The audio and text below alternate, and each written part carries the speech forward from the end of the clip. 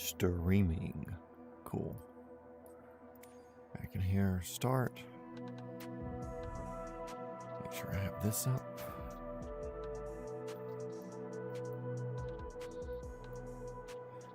Okay, we got voices. Let's do it.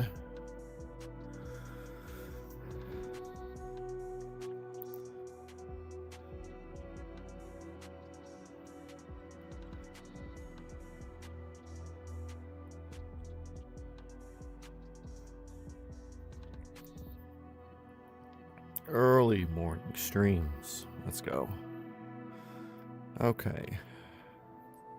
Even made the thumbnail last night. Look how much daylight we have now. Wow. Very cool. Oh, we might not be on live time. Should still be very good. A little bit less, but still plenty.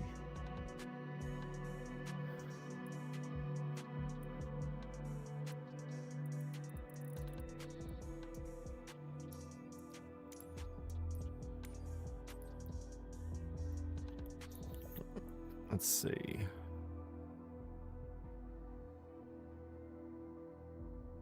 At 2:06 in the pictures. How did they get at the beginning? Probably just because it's called a 5:30.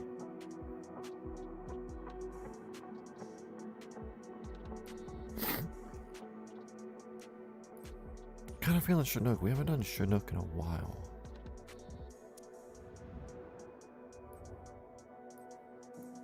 Passenger configuration, that means nothing on the outside, that's good.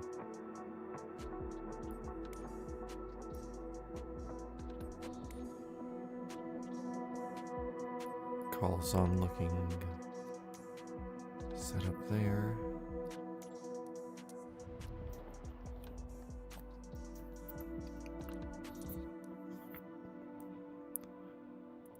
Okay, where are we heading? We are heading to Rome.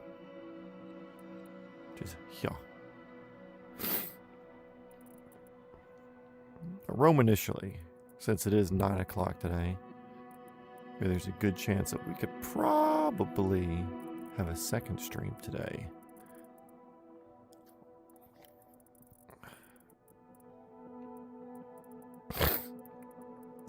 Yeah, probably come in here on the cargo ramp.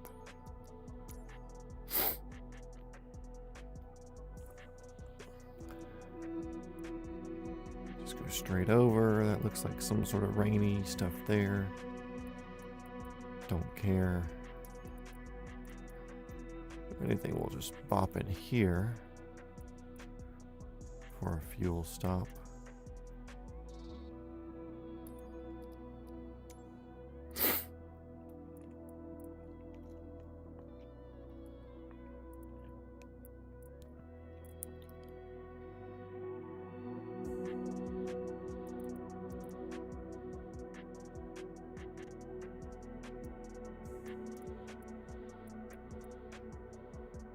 I don't know if any of these are airports or just helipads.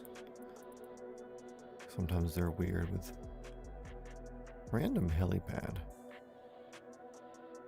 Strange. A lot of random helipads. Definitely strange. Okay.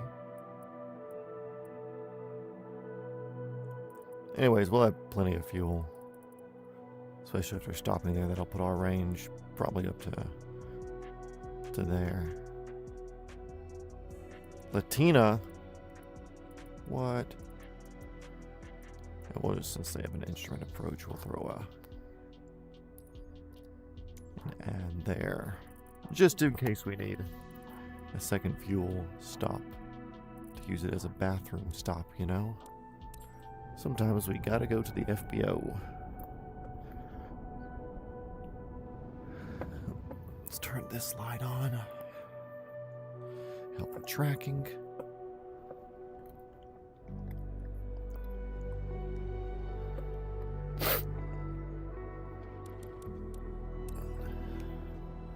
Okay, let's see. We have pitot covers to take off.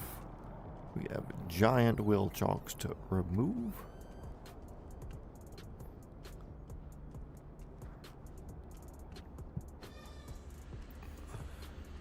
Nope.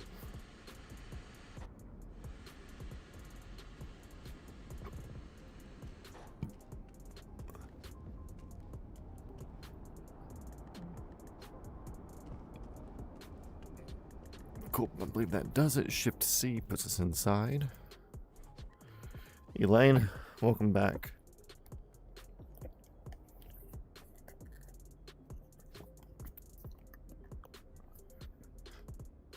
Okay, where are we? Got hydraulics there, FADEC there, battery there, fuel up top.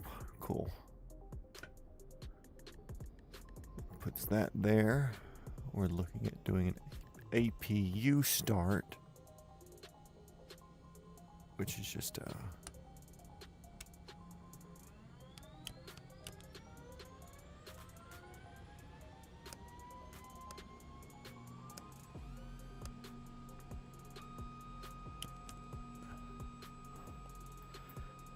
APU should be making power.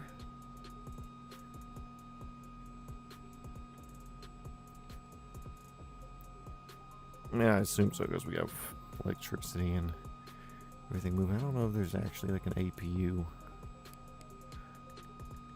gauge that shows what our APU output is. At least not that I've seen. We have a second. Let's see. It's all engine 1, engine 2. Oh well. So now that we have that, we can do... Should probably use my mouse for this.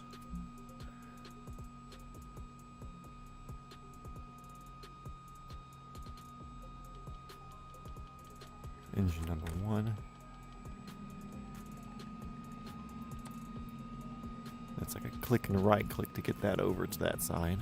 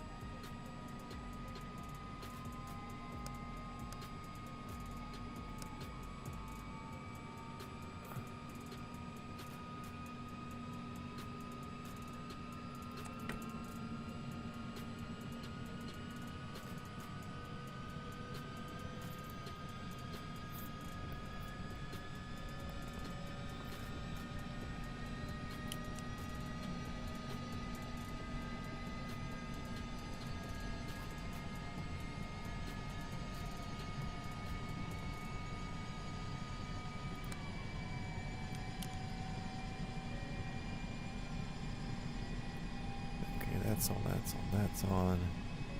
Pitot heat on. Cool. I think we're good here. Reset matching caution. We only have parking brake left.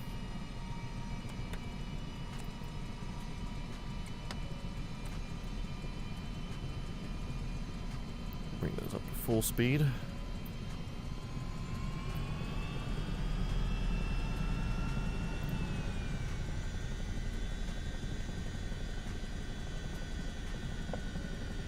Chinook, yes, correct. Welcome, good morning.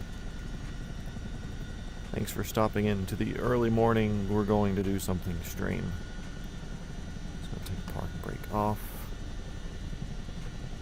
Still got all those markers up so we can get rid of them.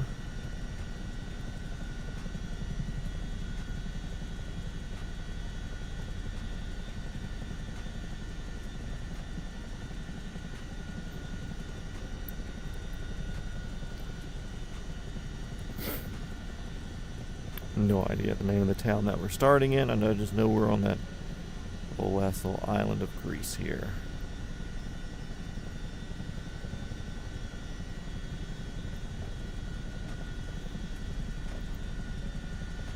What I'm going to do, just give me a direct to here.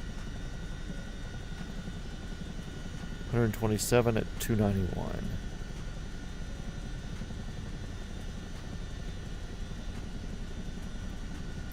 Don't you dare do it.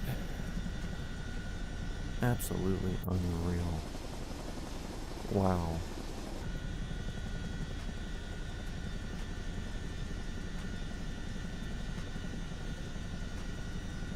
Been doing some spotting at KGSP. North arrivals usually fly where I'm around 7,000. So really just more like a, not like airport spotting, but you're doing like live under the approach path or be under the approach path sort of spotting. Gotcha. Which is still fun. Like I kind of do it at my house, I just don't take pictures of it. Bill2, what's going on, dude? Big fan. This is the Apache Simulators R44, I think the V3, V2? Something like that. I don't know, I've put damn near 1,000 hours on this thing, still works, so. Anyways, whatever tower, I forget where we're at. Chinook 420 Foxtrot Whiskey, picking up at Alpha, departing the area to the northwest. See ya, we're going to Italy.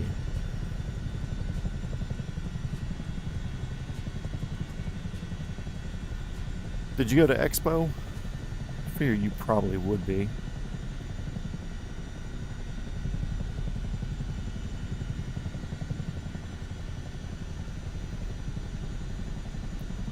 You only brought your big lens?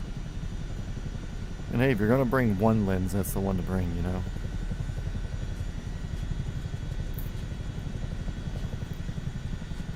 Also, it's funny, the other day I kind of did a, what was it, Saturday midday stream that I did?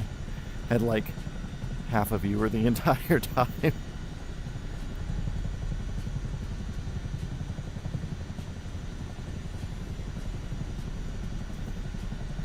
Yeah, I actually picked up this setup because before I got my license, I was like, man, I should really be practicing with Robinson controls to get used to the center mount sort of thing. Going from no pilot's license to a pilot's license, I was like, man, that's going to be such a big deal getting used to this translational movement of the cyclic instead of like a center stick like most other helicopters. You know, you fly.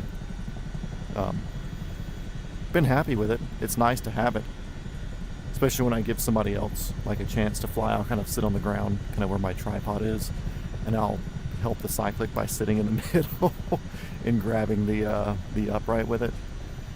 But yeah, Apache Simulator's solid. I broke it once down here on the pivot, and let me rephrase, my friend broke it because he just knew the collective as a if you pull up, you go up sort of thing. He didn't know the physics or anything related to it. And he was about to smack it around and pulled it up hard enough to hear a snap. So texted them or whatever, their helpline through WhatsApp. And they're like, hey, you just pay for shipping, we'll send you a revised part. And they sent me off a new part, which is more of a metal detent sort of thing here instead of the printed plastic that they had used. Yeah, I don't have any complaints. Things I've noticed though after 1,000 hours, the extremity dead zones are not quite as accurate as they used to be. So now my tuning line for the extremity dead zones is kind of like the flat bottom goes up and then flat top. So that way when I'm like all the way down, collective is actually sensing all the way down. Same thing with like throttle and stuff like that, because you have to have it all the way turned up for the governor to be a thing. But yeah, you're also watching some KAV. I assume KAVL. I can't see the last bit because the hard button's there on the phone, which would mean Asheville, which we were flying there the other day during the VIP stream. So yeah, Carolinas look like a cool place to go spotting at. Get a lot more geography than just middle Georgia, southern Georgia, sort of whatever.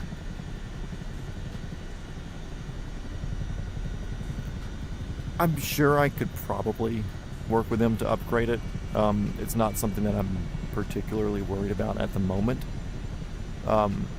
Honestly, the biggest problem for me at this point is the fact that it's not self-centering, which is something that I never even thought about going in.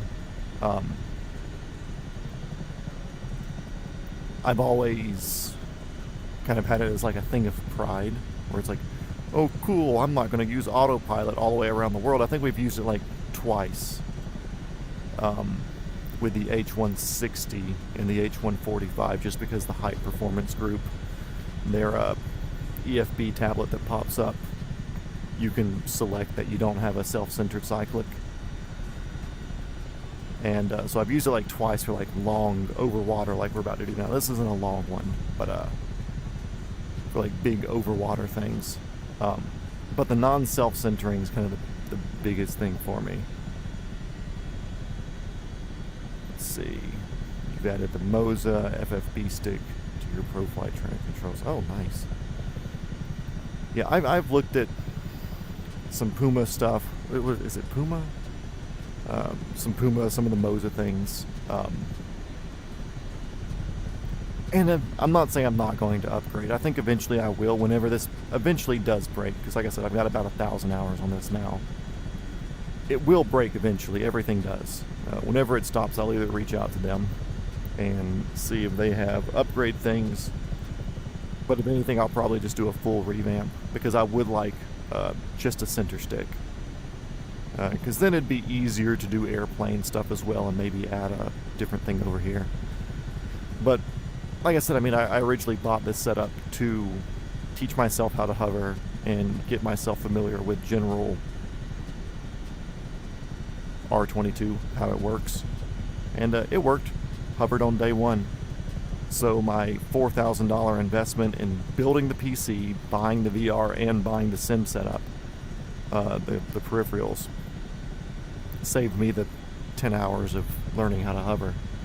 So I never really wanted to spend more than that, just because like then, okay, cool, if I spend $10,000 building the ultimate setup, you know, better graphics card, better processor, a motherboard that can actually handle charging my VR headset. Right now I'm charging off the wall, and I have a dedicated Wi-Fi between the headset here and the PC. Southeast Aviation dude, thanks for dropping in. I know it's a Monday and I know you're on vacation, but always much appreciated to have you in here, dude. But yeah, I was like, cool, if I spend $10,000 to teach myself how to hover, but I saved 10 hours of time at $400 an hour, then I still spent $6,000 to learn how to hover, which was kind of against the whole thought process. Now, keep the collective in pedals and start looking at an FFB cyclic. I'll look into that. It's another thing that's scaring me away from it. And this is me fully admitting whatever my level of not understanding stuff with computers related stuff. It's like every mod that I put on the game, as far as, or not really mods, just downloads, I'm having to look up tutorials. I have no idea what I'm doing. To be 35 years old, I still have no idea how a majority of PC stuff works. I can turn it on, I can use the internet, I can type, all that stuff, easy peasy. Changing and doing things like that, don't know. So with the extra cyclic thing, I don't know if it's something where it would be added in parallel to this, and I would just have to take off this cyclic thing. Also, I don't know if you can see it, but down here at the base, I think everything kind of goes through this base. So I would have to take off my entire vertical here, and then deactivate those inputs in the controls. That way they would mean nothing. And then I think at that point too, I would just go ahead and buy buy a set of extruded aluminum and build my own rail setup, or really just go out to the garage and cut some metal and weld up something with like a better adjustable slider for the seat, so I can put a a really, really nice chair or something on it, because even though this one's newer, it's still not as optimal. I'm not a chair expert. But man, if I can get the heights better to where I'm happy where everything is, that would be nice. There's a lot of little things, but it's, for my minimal investment now, I'm extremely happy. Eventually though, like I said, when this one breaks, which it will, I'll jump off that deep end and get down into it. Let's see, you passed your check ride at 44 hours of heli time. Average is 80-ish. That's about 10K savings. Oh yeah.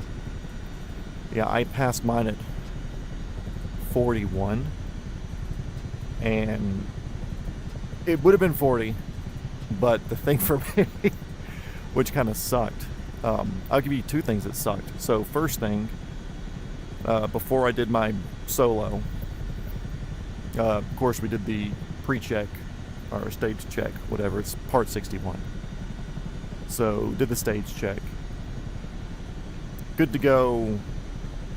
We had started doing auto rotations, but I think I was just kind of getting lucky, because while I understood everything that was happening physically, air movement, whatever, while I understood all that physically, I was really just reciting the down right aft close bump. I was just kind of reciting that over and over, and then they were kind of working, so good enough to pass the solo. Did all my solo flights, went to go do the stage check to before doing my check ride, so like 39 hours or something, or probably even before that. But he was like, okay, cool, let's do a couple autos. And the first one, I kind of did a engine failure auto. And part of that was because on this particular set of peripherals, I don't know if this carries over to what you use, but when I'm lowering the collective, I'm already switching the throttle off, because you kind of have to like bump it off the bottom. I have to flick the governor off, bump it off the bottom, dead zone a couple of times just to get it to read to pick up or whatever, that it's made that the throttle's turned off. So that was a bad habit I picked up from this. I went into doing this knowing I was going to pick up bad habits, but I didn't know that that was the bad habit, or that's what the bad habit was going to be. But I did a power off on the instructor, smashed the collective down real quick. He's like, why'd you just do a engine loss, engine failure auto? I was like, I don't know what the hell I just did. I'm fucking terrified right now. So in my mantra setting up for whatever it's now, I now have to like mentally say down right after bottom, so I can bottom out the collective, then close the throttle. So yeah, that fucked me up. That was like an hour, I don't want to say of remediation, but that was an hour of fixing. XP12 does it right? Okay, that's good. I've also looked into getting X-Plane. I haven't spent that much for my setup. Built it over several years. Yeah. I think if I had more time to build this, I would have done better, but for this being a basically turnkey solution, I ordered it, waited like 2 months because they do it in batches. Waiting 2 months and then getting it. I'm not going to complain about that.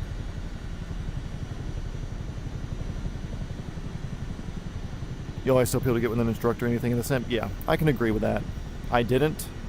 I thought about it. And it was more or less, I did, started in 2020, or Microsoft 2020, not the actual flying. I don't want to be all the way up here, so we'll kill some altitude off.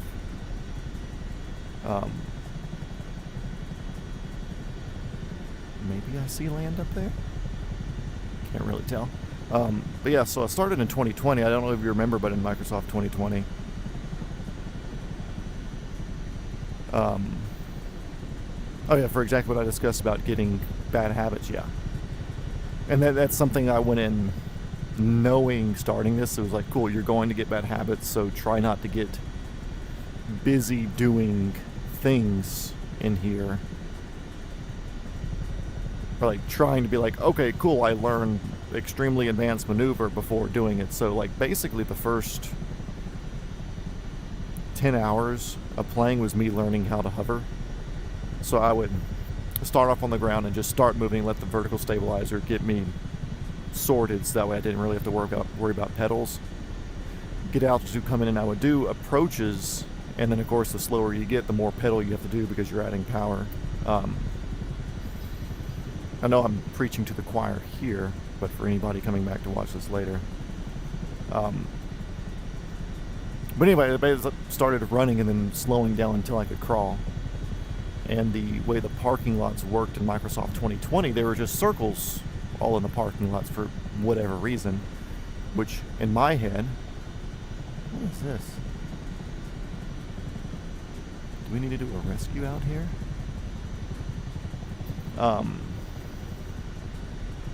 So in my mind, all those circles in the parking lots were just shit ton of makeshift helipads, you know?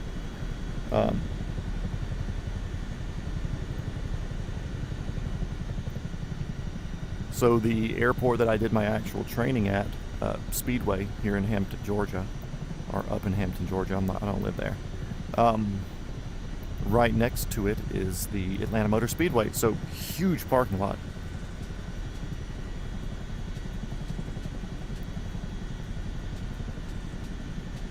Yes, Chinook, Helicopter King, good to see you, dude. Early stream today, dude.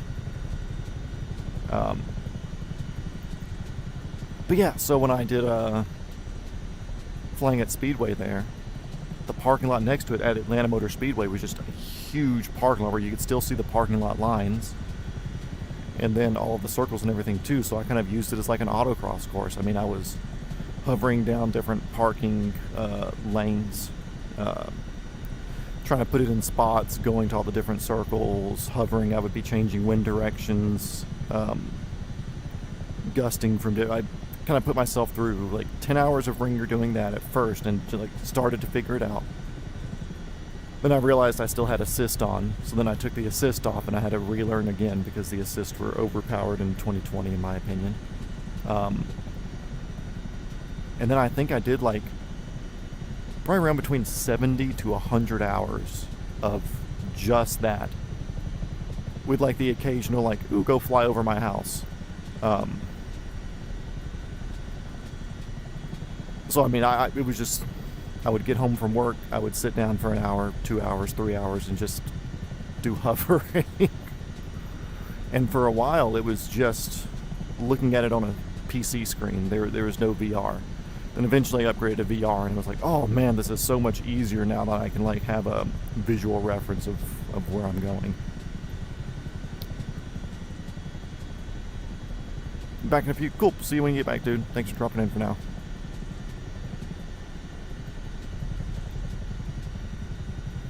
Oh yeah, I saw that you posted it last night. I was getting ready for bed when you posted, and I knew waking up today I needed to jump into this as soon as I could.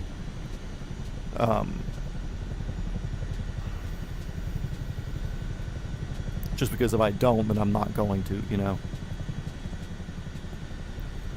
Plus, it's like my whole rule set for this stream has always been we fly with live time and live weather, and 9 o'clock in the morning in the United States is the perfect time to go fly overseas in Europe because it's like noon or 1 o'clock here or something like that.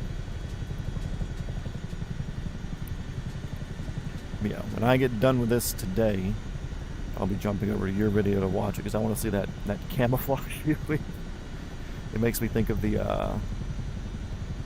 camo Blackhawk that Heavy D just purchased, which I like his black one. The black one's nice, but something about like an impromptu camo paint job where you can tell it was more or less done with spray cans, or just like, okay, cool, like we're not laying tape out, just like make it wiggly, like so cool.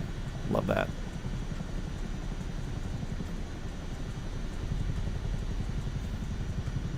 Oh yeah, consistency will happen. Sometimes it just doesn't work because I have a work and job schedule, and like I said, I've got a lot. I've got like 10 scripts written out for videos that I want to do that are not related to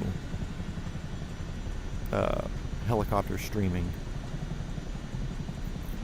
But this is just one of those things where it's, hey, if I'm going to be doing this anyways, I might as well stream. Now, I did start the Around the World series because I think it'd be good content. It also gave me something to do, but it's also good content. So, kind of treat this as a boat. Like, which you've seen the streams before. This is basically just a Matt yaps for 3 hours while flying a digital helicopter around podcast. Hey, you say you believe in me just because you know that as soon as the channel makes enough money to afford a payment on a 44, I'm buying one. And that you have rides in it whenever it happens, where we can go fly around and spot with a helicopter. I know what you're thinking.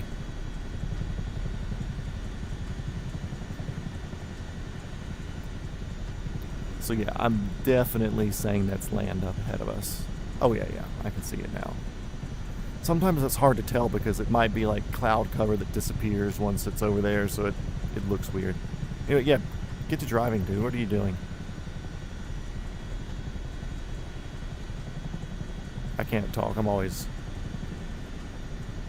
being less than good in checking the phone and stream, or other people streaming or posting or whatever when I'm driving, and I'm not a good example when it comes to that.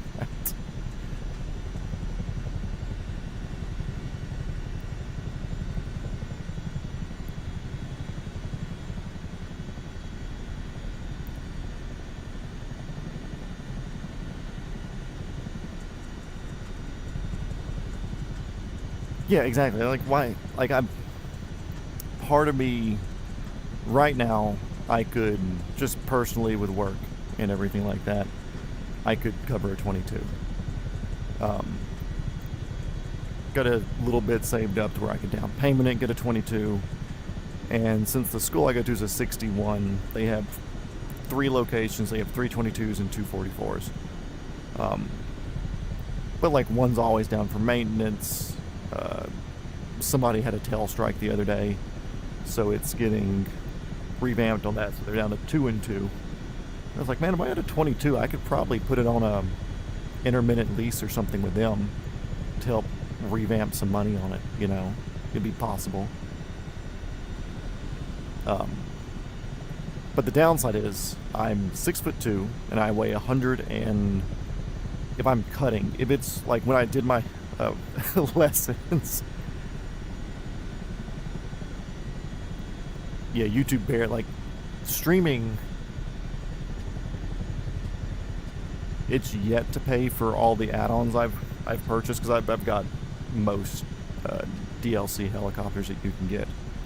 Like, the 160 and 145 expensive, the Black Hawk expensive. The rest are like 24, which still not cheap, but it's like I've made like $300 on here. But also, like, I don't beg for money. I'm not here like, hey guys, it's my birthday, send me money. But like, I did a birthday stream and I made like $40. It's like, cool, that's going to a DLC. But yeah, YouTube, definitely a hobby. If it turns into something, then that's cool. I've got it set up as a business account, so it could do that. Or into business numbers and LLC and everything. So like, it could do that eventually, but it's not a thing. Yeah, like if I buy a 22 with decent hours, the school could do like an intermittent lease from me. Whenever they have one go down, it's like, oh damn, well we need a 22 at one location and the other location, but the third location doesn't have one. So I figured if I had one, I could be like, hey, Mr. Owner. I'm not going to say his name, I don't want to dox him. Although I've mentioned the school. Anyway, hey Freddie. I've got a 22 now. If you ever need it for anything, you know, pay me X amount per hour. and it just makes it where it makes a little money back. But like I said, I'm 6'2", and when I did my training, I specifically was cutting weight so that way I could fly in the 22. So I got myself down to 185. And that way I could fly with my normal instructor, who was 165, 170, and then like any of the other instructors who were like up to 200. So like it was just barely enough. Dude, a 300 CBI would be cool. I haven't looked into their weight and balance limitations yet, though, so I don't want to say I'm tired of that being over there. It's such a bad spot.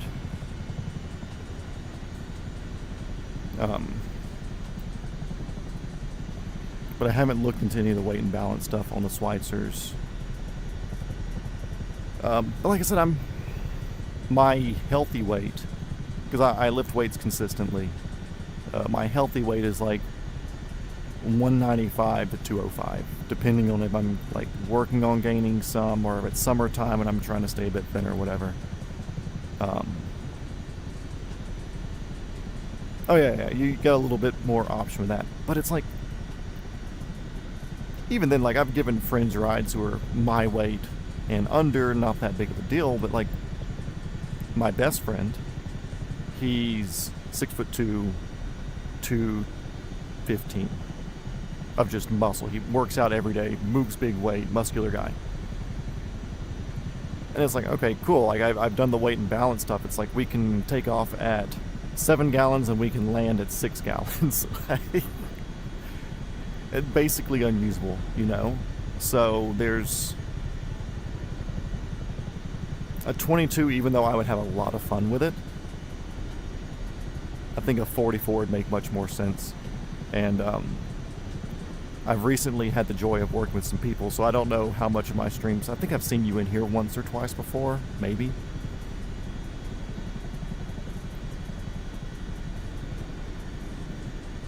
Oof, that sucks. Usually 185. Hey, hopefully you're back in the air soon, though. But yeah, so I want to say I've seen you in stream once or twice before, but I do film industry stuff. So I do firearms, like blank fire and stuff like that for the movie industry. And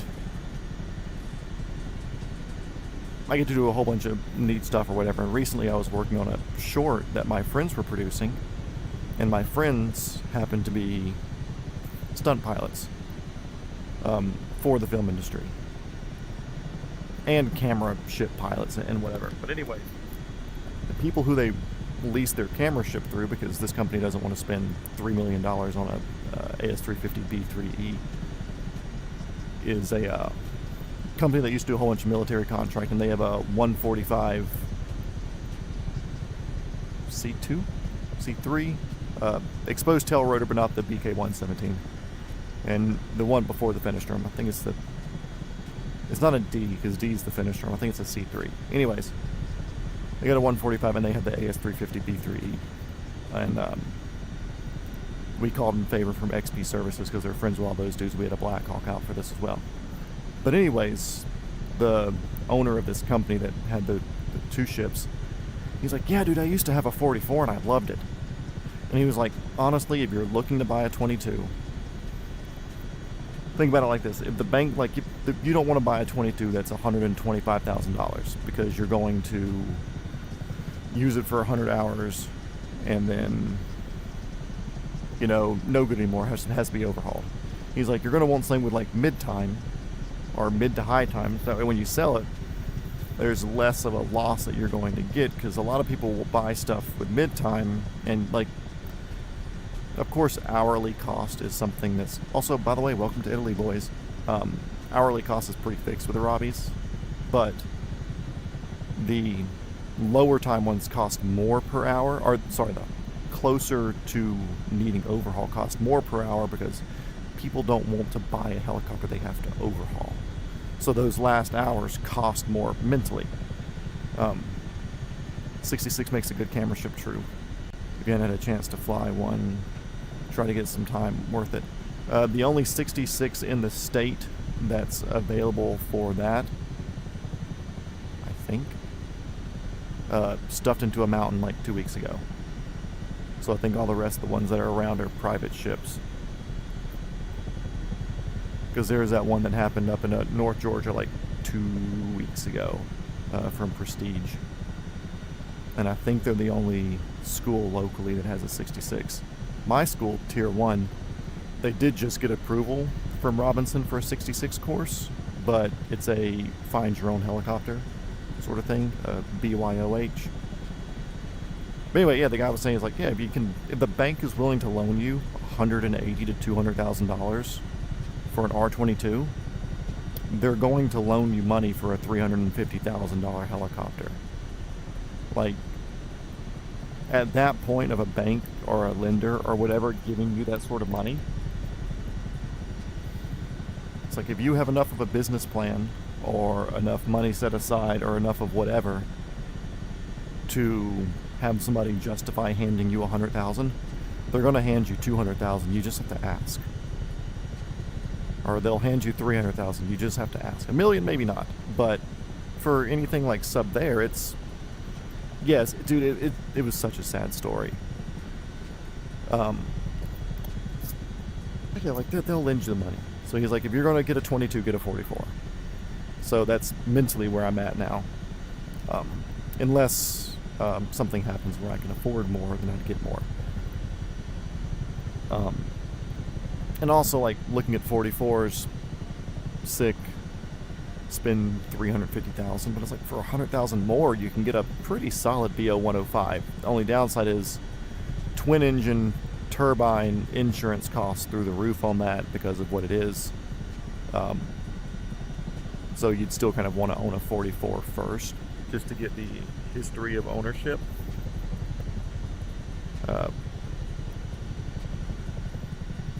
44 way better option. Much more capable, even a cadet Mariner. Yeah, exactly. It's like, fuel injection would be nice, don't get me wrong. Better resale, I would assume. I haven't looked too much into the resale of the different variations between them. The big thing for me is, like, I think the cadet's only 2-seat though. Like, it's like 44 where it has the weight capacity to get bigger people up. But 4-seat would be nice. I've got friends. And if I can pro-rata them, I'm pro-rating them. You know, I'm still not commercially rated, so hours are not on my side. Money's not on my side.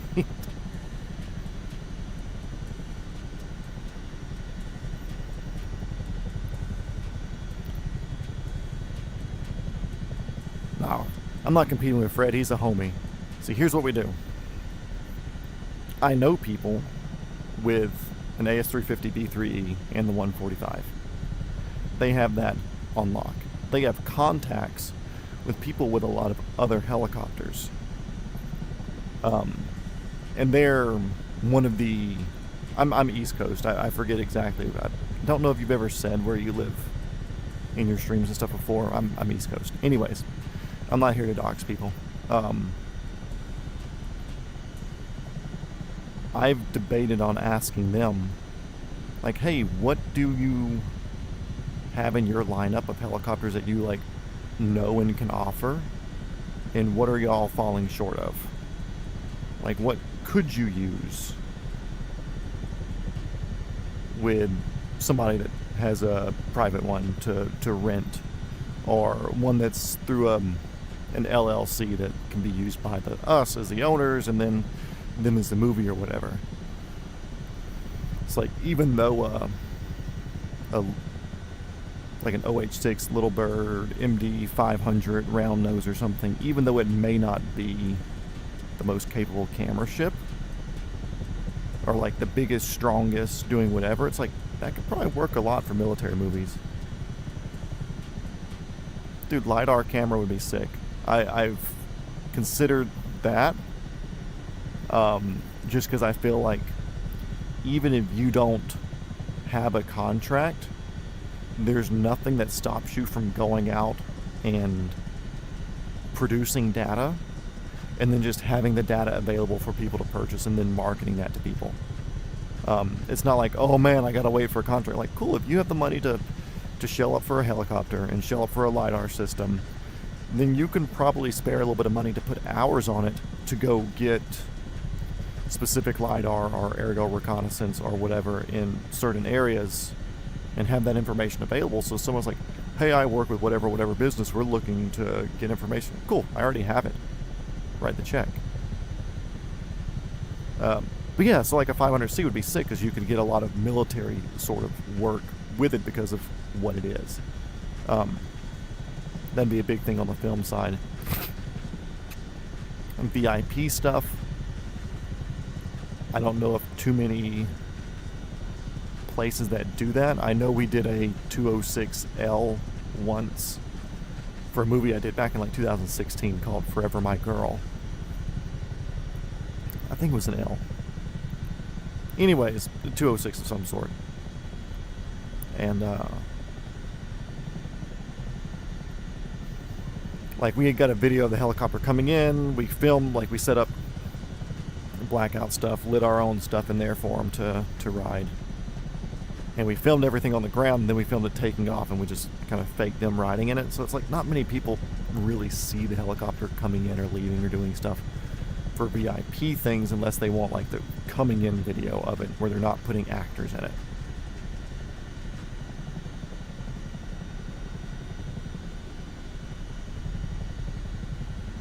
Oh yeah, dude, I've got I don't know if you were in here when I was telling it to Helicopter King a few seconds ago, but it's like I've got like 10 pre-written scripts for videos, not streaming related videos, but I've got scripts written down, I've got business plans written down. It's just a matter of like, cool, what could I work with or do at the moment?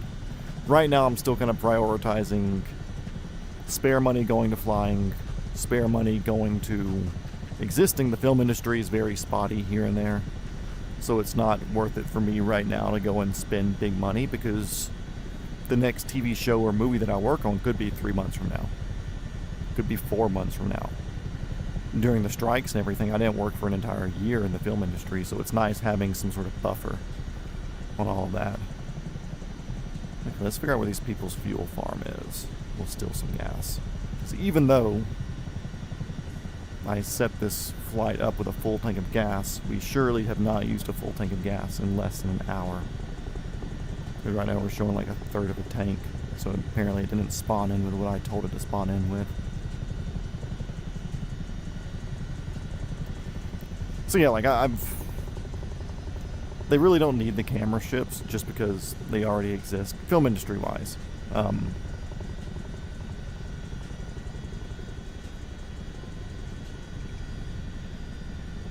But what they could use is more picture ships. More things to film doing cool stuff, things that look military-ish.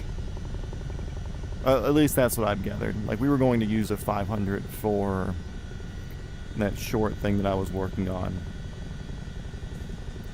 But something fell through with that, so we just did a lot of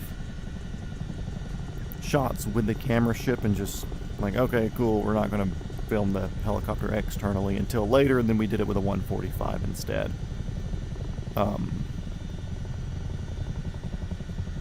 Which that was super fun.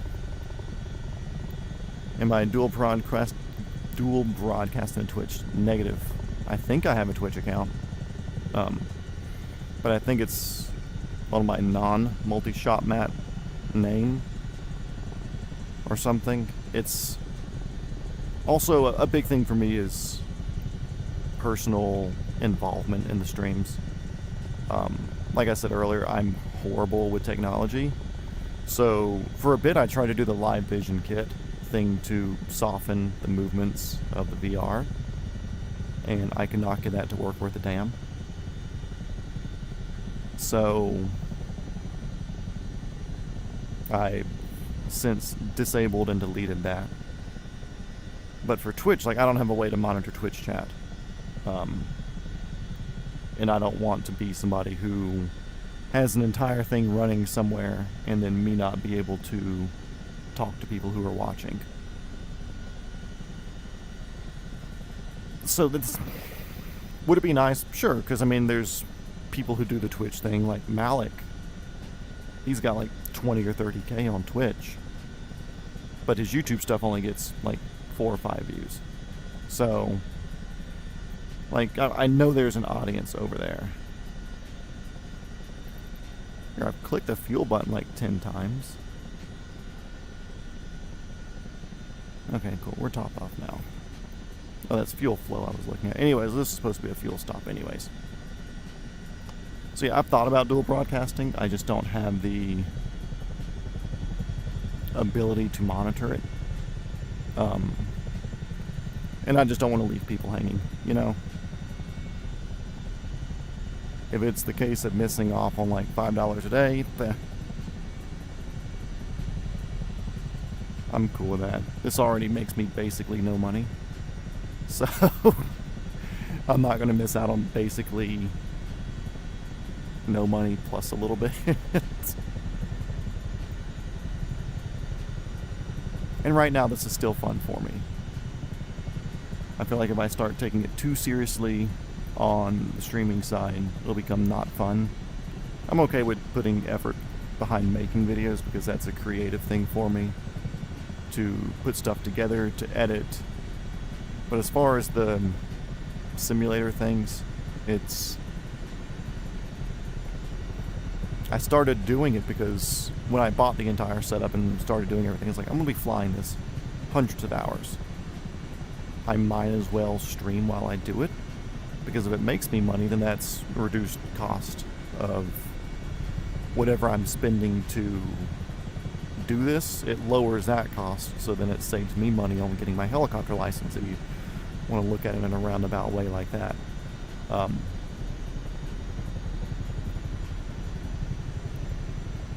So I never wanted to look at this as like, okay, cool, here's my job, I got to get in here and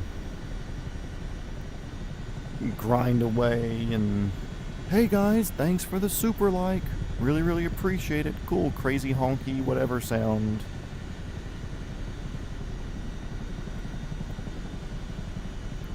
Yeah, you make more videos and streams. I've noticed that, which I did. I'm a car guy at heart, so I'm a Cletus McFarland enthusiast. So he does his month of freedom every May. So last month I did a month of freedom myself, never advertised it as such, but I did post every day. I think I missed one day, just where everything was so busy I didn't have anything pre-recorded. But I either posted a video or streamed. And it was great, made the numbers look better, whatever. And those weren't even the sort of videos that I want to make, because I think everything was really just the simulator. I just wanted to put a month worth of consistent posting something.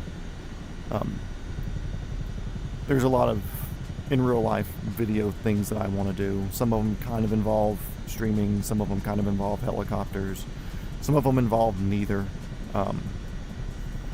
That was the whole idea behind multi-shop Matt. I've never wanted to make this a do one thing channel, even though it's kind of just helicopter streaming at the moment. I've never wanted it to be like you'll see some channels do it where they've been throwing spaghetti at the cabinet for years, and then they do one sort of video where you can tell like they had fun making it, but it wasn't like what they wanted to do, but it happened to be like what was trendy or popular.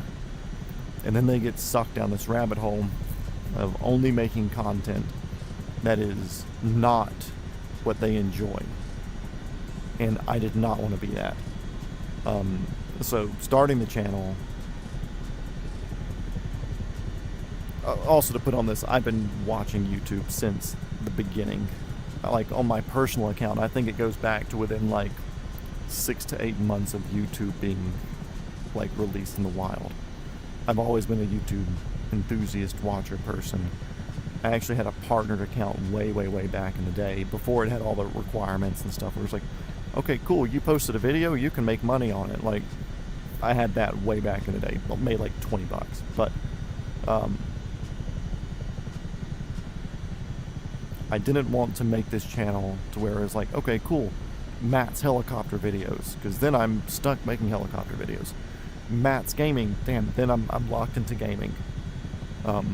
So multi-shop Matt is me fighting against that. I never want to post something just because it's trendy. My whole thought process with this in general is I want to have fun. This is a creative outlet for me. If I'm going to be flying, then I'll fly and stream if I'm doing it if I want to. I fly a lot where I'm not even streaming. Yeah, I don't want to be like, okay, cool, glowing hot knife through a super-sized jawbreaker, let's see what happens. I've just never wanted to follow the trends on anything, so multi-shop, like, we're working on currently finding a piece of property because I plan on building a house here soon. More of a barn-dominium, but in the barn-dominium part, like, I'm going to have a set-up area for different things and multiple shops in this, whatever. So there's going to be automotive side for welding and fabrication. There's going to be like a restoration side. I've worked in the aviation industry before doing overhauls, repair station stuff. And I really enjoy going through making stuff like perfect levels of restoration things. I just don't have the space or the equipment to do all that now. So I'm kind of waiting until I build a house with all that available. And of course, yeah, better streaming setup, maybe a little motion rig, not a, unless DOF wants to throw a sponsor at a small channel, but like maybe a little shake or something to give it a little lean back and forth. Although I don't know how that's going to work with a VR. But that's an eventual thing, just because right now this is doing what I need it to do. This gets me my reps in. I pre-fly a lot of routes that I'll do in real life.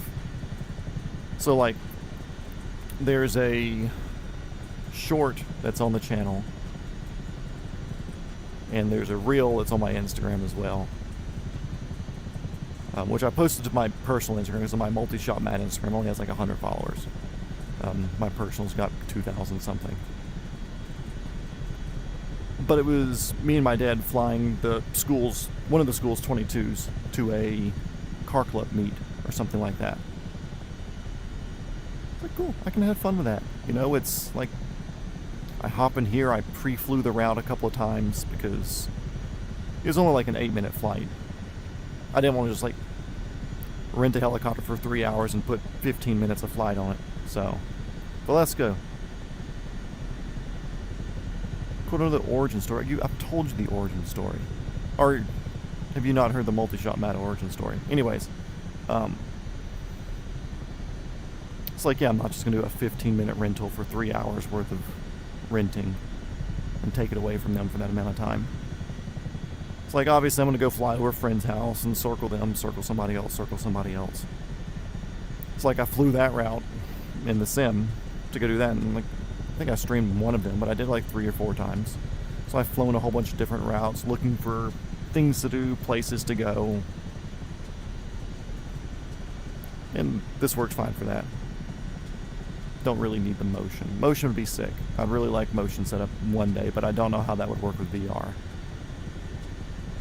Like, sure, I could spend $100,000 on a Podium 1, million degrees of freedom, whatever. And I think they have it set up where you can run VR, but I don't know how well it does.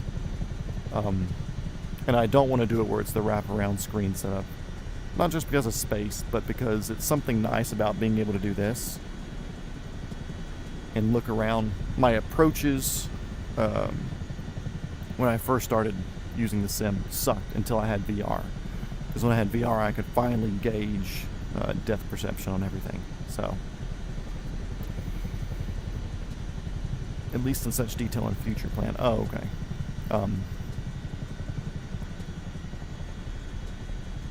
Yeah, the channel was never made for a follow the trends. The channel was, which I've been telling myself to make a channel for years and years and years, and I've made a lot of channels, never posted just because I didn't have the motivation, or I like too single-minded the ideas for them. Like, I'm a Toyota enthusiast, so one of them was going to be like a Toyo Talk Now, and it was going to be me just like almost podcast yapping about like new Toyotas and things coming out. I was like, okay, cool, that gives me like a video a month, and I got bored with the idea pretty quickly. So multi-shot Matt, like I do whatever I want to here. Like one of the videos that I want to do here, which I'm just going to do it because the level that I would like to produce it at is beyond what my current talent level of editing and filmmaking and producing is. I can picture it in my mind. I have the full intro to this video set up, but it's like, okay, cool. If I wanted it to be exactly what I like imagined it being, it would be shot with a cinema camera for the first like 60 seconds of film, and it'd be like a 2 or 3 day thing of like setting up shots and getting these and reviewing them and holding myself to that level of perfection, which comes from working in the film industry. I've worked on very big movies, extremely popular TV shows. So I know what quality work looks like. And I know that I personally cannot produce that level of quality work. So that's held me back from doing a lot of things the past 10 years, just because it's like, oh man, I could never do that alone. I need a budget, I need a director of photography, I need a lighting department. So everything that I've posted is just me like accepting the fact that like, cool, I'm not that guy. I'll never be that guy unless I have a lot of money, and then even then it's not worth that investment on YouTube unless you're doing something crazy. Yeah, like I have one video where I want to have like this crazy wild intro. I've got this full script thing. I think I even read you the script, Alaska, running it by you. I think. Or it's like talking about the craziness of life and everything. And then it's just a video about scale RC car 4-wheel drive things. So it's like I've got these ideas for all these different videos and for me to have fun and be creative, but I also know that if I want to be that level of creative, I'm never going to post it because it's never going to reach the level of quality that I'm envisioning in my head. So I just need to make it, need to post it, need to get that idea and that fever dream out of my head, move on to something else. And then maybe one day I can have that level of equipment and skills and friends to help me film it to where I can do something of that caliber. But having multi-shot Matt as this idea of never do one thing, yeah, I'm pretty sure I ran it by you. Because it was around the time when me and you had started talking back in January or whatever. It was back then when I was writing it out. It was cold. I just remember that. Yeah, like multi-shot Matt. Like that's why I named it multi-shot Matt. I didn't want to be locked into doing only A and only B, and I'm only ever going to do this, and I'm only ever going to do that. I didn't want that.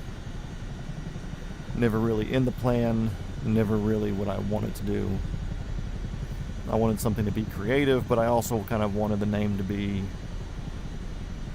leveled in a bit to where you could generally know what was going on. And it started out that way. The streaming thing kind of happened on accident. Like if you look at any of the videos that I posted before Microsoft Flights, it was mostly me doing like shop work and shop related things. Was it October? I don't remember. But I have pictures from that day because I was wearing like 50 jackets and it was cold. So I could find that and know what day it was, but I'm not worried. So yeah, multi-shot Matt built for me to do multiple things and whatever I wanted. Which I'd love to post more videos. I would love to be a video channel. Streaming's neat, but it's just a byproduct of I'm going to fly anyways. And even with that, like this Around the World series, I'm really only doing this as a series for accountability. Last summer, I think I've touched on this before, especially when I started, obviously, but last summer, the TV show I was working on, we finished, we wrapped, and we weren't going to start again for like another 4 months. And, like, cool, what do you do for 4 months when work's dead? You don't know when work's going to start back, and you're not making money until work comes back. This is also still when it was extremely slow times. Like, okay, cool. Like, my most expensive hours are from like 6 o'clock in the evening until midnight, because that's when Amazon and online shopping, our anniversary, our talkiversary, friendiversary,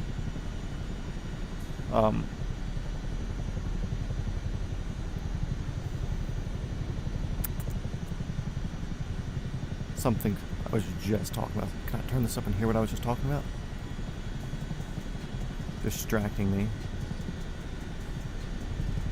Crap. Oh well. Anyways, I get to be creative on multi-shot map. End of story. There we go. Oh yeah. So the accountability thing. So my most expensive hours of the day are 6 to midnight. Amazon online shopping exists, and what's a good way to be on a computer at those times but not spend any money? Flight simming. Cool, well I can't just like hop on every night because then I don't have a mission, I don't have a particular set thing like, okay, cool, gotta get on and do this. The career mode sucks. Anybody who's played this game knows that it's suboptimal in just about every single way imaginable. So what do? Well, cool, let's fly around the world. It's been done in real life, so it can be done in a sim that's made to mimic real life, right? Why not? So the Around the World series started. Hey there, Dino, come on. Come here, bud. Come here. Dino, get up here, come on. Rare Dino sighting. Come on, bud. Get up here. Come on, bud. I see you. There he is. Mwah. Very handsome boy. To the passengers back there feeling us moving around, it's okay. The dog is here.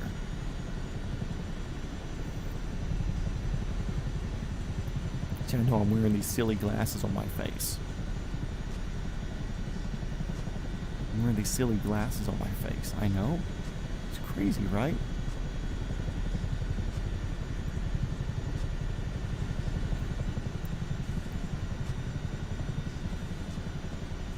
So what are you even doing down here? I do leave the door cracked for you now so you can come visit.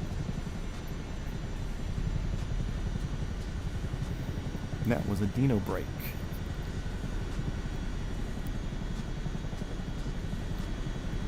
Going back up now. Cool. Yeah, better than Elaine over there, world's most useless co-pilot.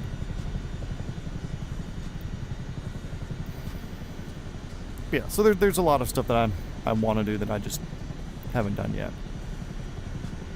The Around the World, I'm glad now that we're more in Europe, because it makes the times much more flyable. Our time from Australia to here took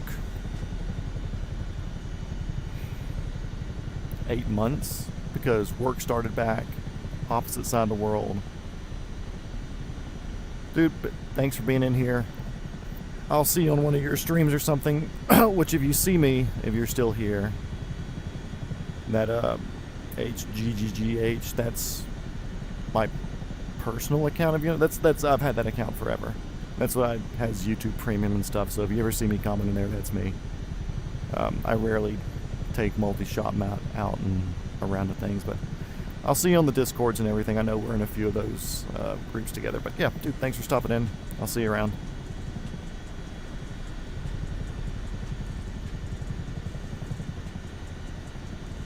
Yeah, so whole streaming for the around the world thing is an accountability thing. Like I said, it took like 8 months to get from Indonesia to here, just because time zones, we fly current live time, which is why I'm flying at 10 o'clock in the morning East Coast time. Because it puts us in a good flying time zone for here. You laying down, Dino? That's good.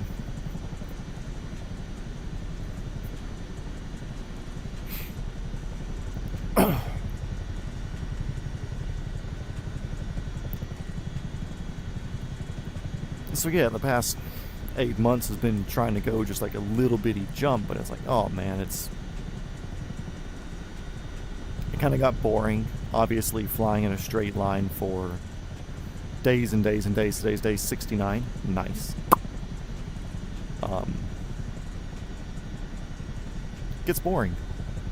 So we started, and also like I started flying the real thing, so this doesn't feel as fun, even though I still enjoy it.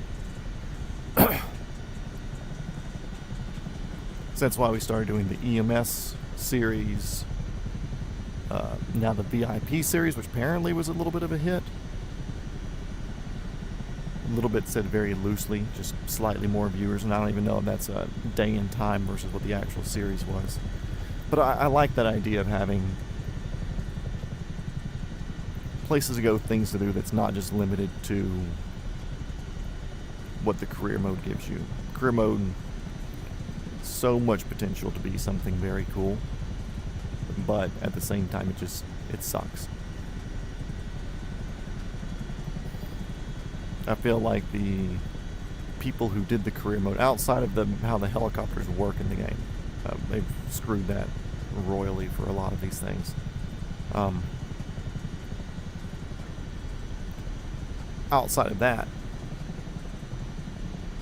there's so much that it could be.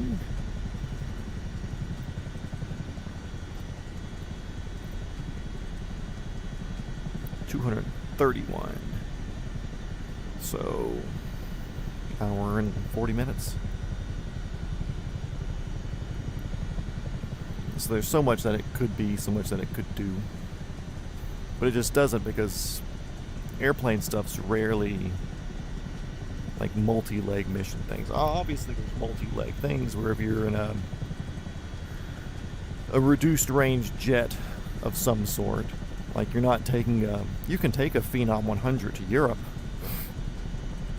or a 300 or whatever, but you're not doing it in a single jump.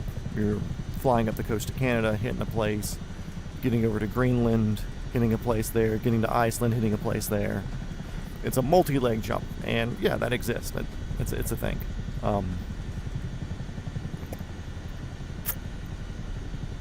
But it's still like each of your legs is 2 hours, 3 hours, something along those lines. Look at this giant ass roundabout interchange. So I feel like most of the career mode was kind of invented with the thought process of, okay, cool, airplane missions are just you take off, you do something, or you go somewhere and you land, give or take. Helicopter missions are completely different. The only thing that's kind of right is the farming one, I guess you could say. Obviously, like the sightseeing one is basically right, because like you pick up, you go circle over a few places, you go back and you land. That's about what it is. But boring, because it's just pick up, you go circle over some places, exactly how tall they say, like, circle this place at 800 feet above the ground and maintain 50 miles an hour, or 50 knots, or whatever. Like, okay, let me just freeball it. I'm gonna give them a good time. It is a cool little canyon thing. It's neat.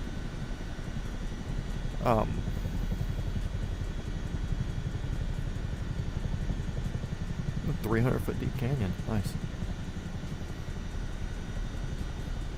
So really the agricultural flying is like the only kind of fun thing, but they still mess that up. Most ag flying, like, it's multiple trips to the truck. Like on a standard size field that you should be spraying, you're getting like 3 passes, maybe 4 passes per chemical tank on the helicopter. So in real life, like, you're going back to the truck and back to the truck and back to the truck and back to the truck.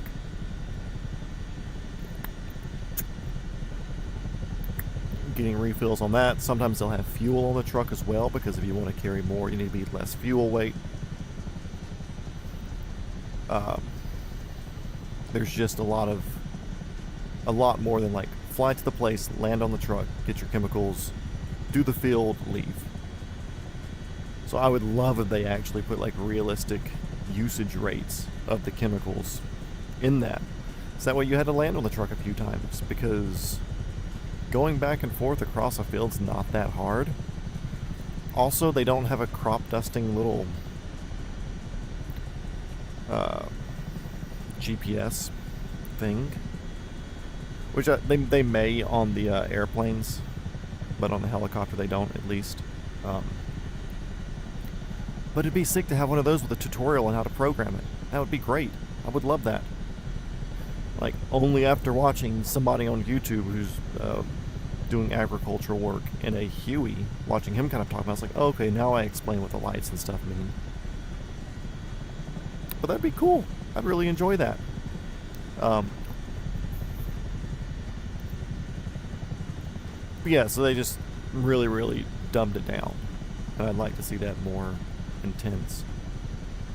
For external load things, I'd really like to see multi-legs of a mission within one mission. I've gone over that before. Long lining and vertical reference stuff to like where you're watching your cargo below you is about the hardest thing you can do. If not the hardest thing you can do in a helicopter. I don't know from experience. This is purely me talking to other people. And the way they have it set up in the game, it's like, cool, you fly, you go pick up something. They don't tell you how long your rope is, your cable. And you have the world's slowest team below you. It's like, man, I'd really love it where like there's 30 things on one side of something and they all need to be moved somewhere else, so I can go back and forth and really like repetition in learning how to swing the rope. And making it where the rope's got good weight on the end, like a good hefty like 20-pound hook on the bottom of it. So you're not just letting a piece of dental floss flop around beneath you. And then being able to have a release button set up to where I could release cargo. Or have the people on the ground able to like walk at faster than like simulated walking, crawling speed to unhook this thing. It's like it's their first day on the job and they don't know how to take the piece of cargo off. So I'd like to see that. That'd be sick. For the standard external load stuff, when you get to the heavy things, like what the Chinook or what the S-64 Sky Crane, I'd really like also, especially because all the missions I've been able to find, at least with the S-64, with the Chinook, they have a few like variable missions that I can see, but for the most part, like if you're doing any sort of heavy lifting, you're putting together a cell phone tower. So you don't know how long your cable is, and usually on that you're using like a 200-foot cable because you're worried about the downwash on the people who are hanging on to the side of a tower trying to put this together. So you usually have it on a pretty long cable, usually.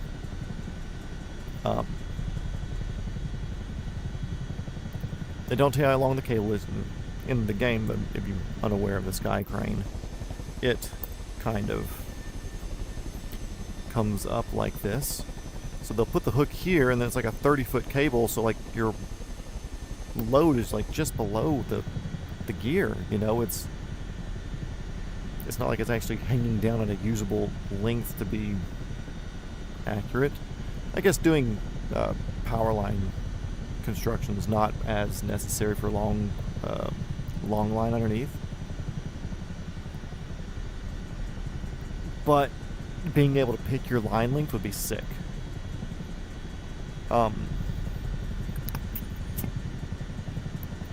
Because then at least I know how long it is. So anyways, they give you a cable of unknown length, so you don't know how far down it hangs below what your landing gear is, or more importantly, below what your radar altimeter is saying. So if I'm 10 feet off the ground, my cable may be touching the ground. If I'm 11 feet off the ground, it may... Anyway, so you have to figure that out first, because they don't tell you, even though you should know. They don't tell you how tall the power transmission line tower is. So like the top section that you're sitting on top of a tower, which I think we have lines down here. I'll get lower. We'll point these out. So like here you'll see like the T shape, like we're attaching that top T shape to the bottom just square base, whatever. So like they don't tell you how tall that top piece is that you're putting on there, which I'll even slow down so we can like look at it. Slowing down from 100 knots just turns into altitude. A lot of altitude.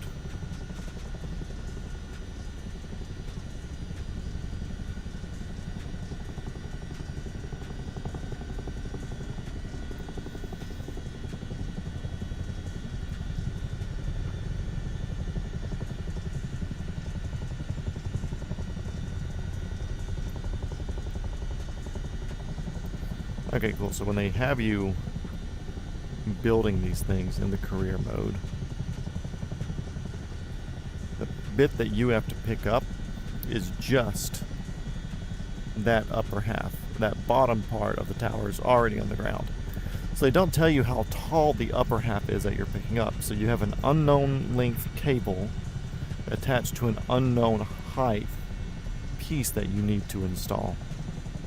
And then it's going on to an unknown height lower piece. So you have no idea how high you need to be off the ground. There is no doing this and looking, because your seat's all the way here. They don't have you set up for bubble windows, so it's not like you can easily look out a bubble window and see what you're doing. So you almost have to go third person, which is a lot hard to hover in third person, and slowly lower yourself down to see where your thing's touching the ground.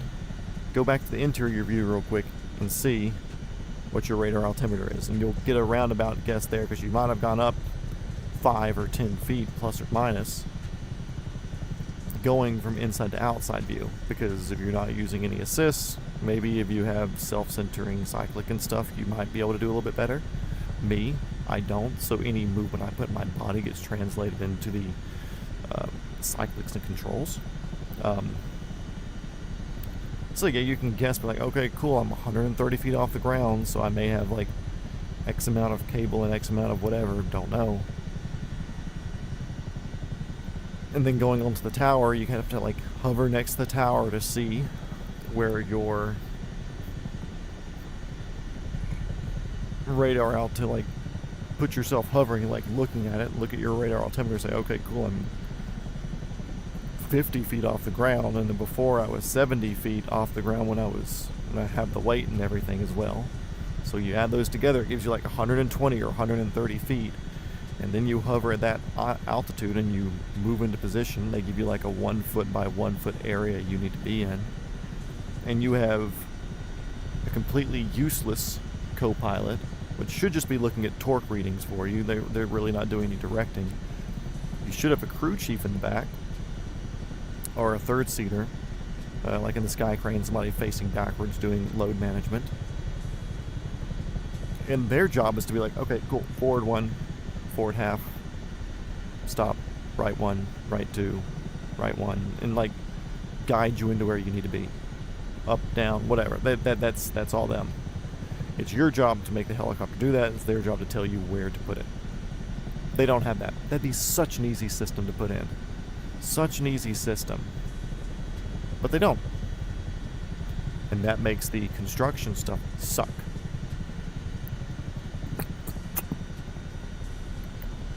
And it would also be nice to have that for ground crew stuff, for the just normal external load, not even the heavy construction ones. To be able to swing weight around, like I said, do it multiple times. Or if you're coming over some weird area to where it's like you're really, really tight against some of these oil platforms where your blades are basically slapping the big uprights that keep those things on the seabed.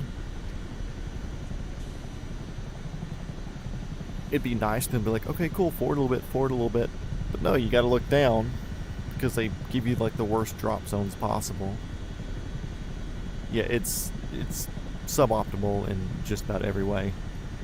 Search and rescue missions suck because you have 3 people in the helicopter with you and not a single fucking one of them is looking out the window. So you've got like a 5 mile by 5 miles, so 25, 30 square mile sort of area to check out and search for somebody. And they're just going to show up as like a little orange dot. Where sometimes, like, if they could be on the other side of one of these hills here, if I'm not looking at them, like, I'm not going to see them. If they're on the inside of that little valley thing there, I wouldn't see them until I'm, like, over here, maybe even the other side of this little valley, like, looking down onto them. So, obviously, you wouldn't see them in real life either way. But the survivors, like, none of them are physically injured. It's just like, oh, cool, I got lost while camping. So I'm just camping here. And they'll camp, or like they'll be looking for rescue like the worst way, like in a hole. I think they did something to fix that. Because some of the missions, like you had to land to pick them up, and they would be like in the middle of a treed forest. It's like you have to land within like 100 feet of them. Like there's nowhere to land. That was the mission to get certified to do search and rescue missions. You have to hover and land in a group of trees where your blades are beating every single tree around you. I wonder how tall this is right here. So we're going to get like 100 feet off the deck here. Let's see how big this plateau is. So 100 feet off the deck.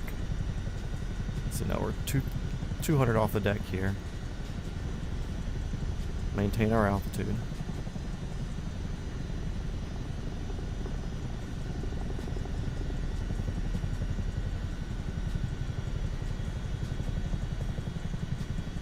Down to 600 feet, 700 feet, like a 700-foot plateau there. Nice. Yeah, so those medical missions suck. Like, go and land next to them. Like, what if you can't? And then your teammates, your crew, they're blind, effectively. They don't be like, hey, we see you off your left side. That'd be nice. Hey, your 8 o'clock position. Okay, cool. I can look 8 o'clock and we can turn that way and go look. Would be sick. A little bit smarter thinking that way. The hoist rescues, you do your hoist training and everything where it's like, okay, cool, you're going to be doing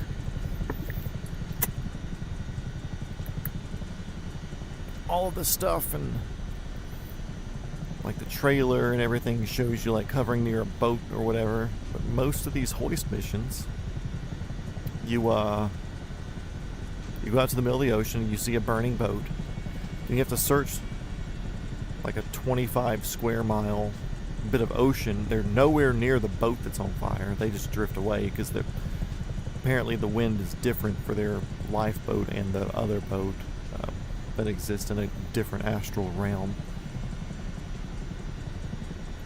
And then you're out there, you're in a game, where if you don't have the absolute highest level of detail, the water just looks like a flat sheet of blue. There is no way to tell how high you are off the deck other than your altimeter. You're effectively instrument flying in clear blue conditions, which is wild. But with that, usually in hoisting, you're like 100 plus foot off the water.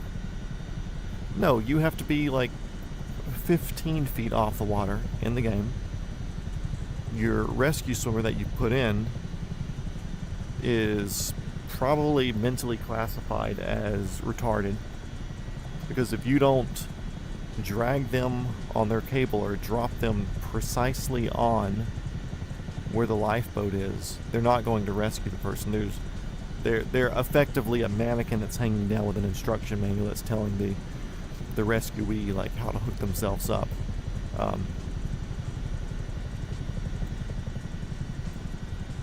And then on top of that, there's no communication from them, being the rescue swimmer. There's no communication from the hoist operator, which is a big one.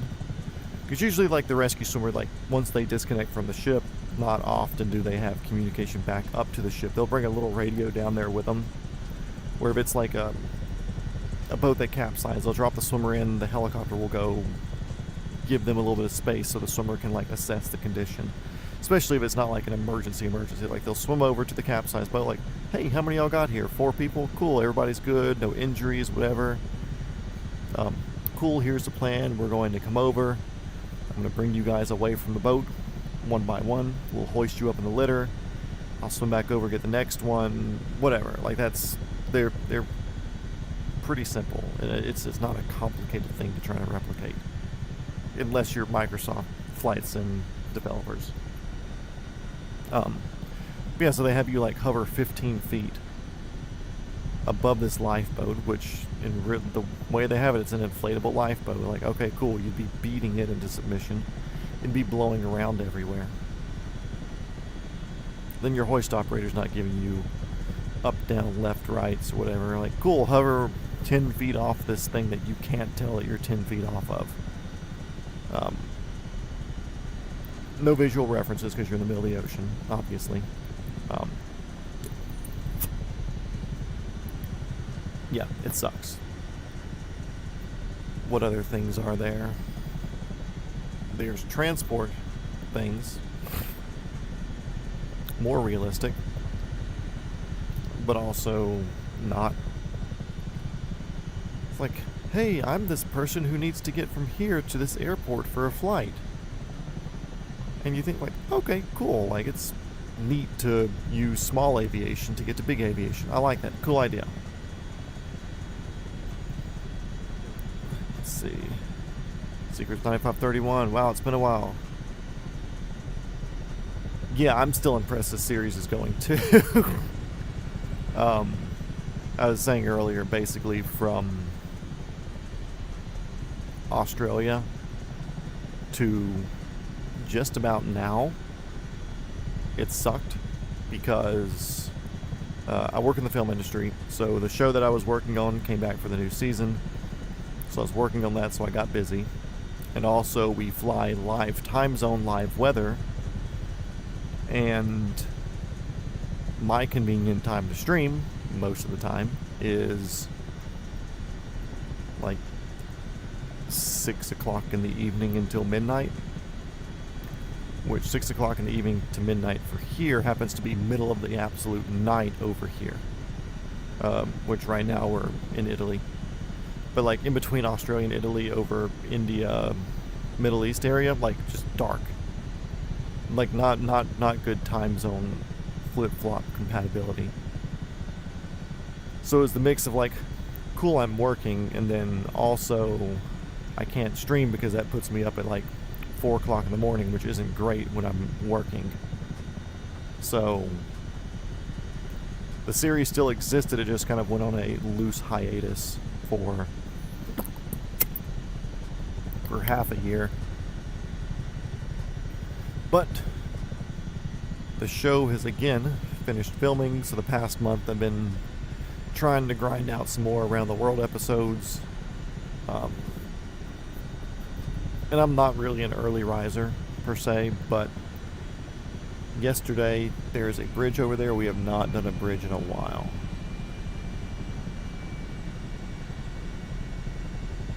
But yesterday, today, and tomorrow, or yesterday and tomorrow need to be early mornings.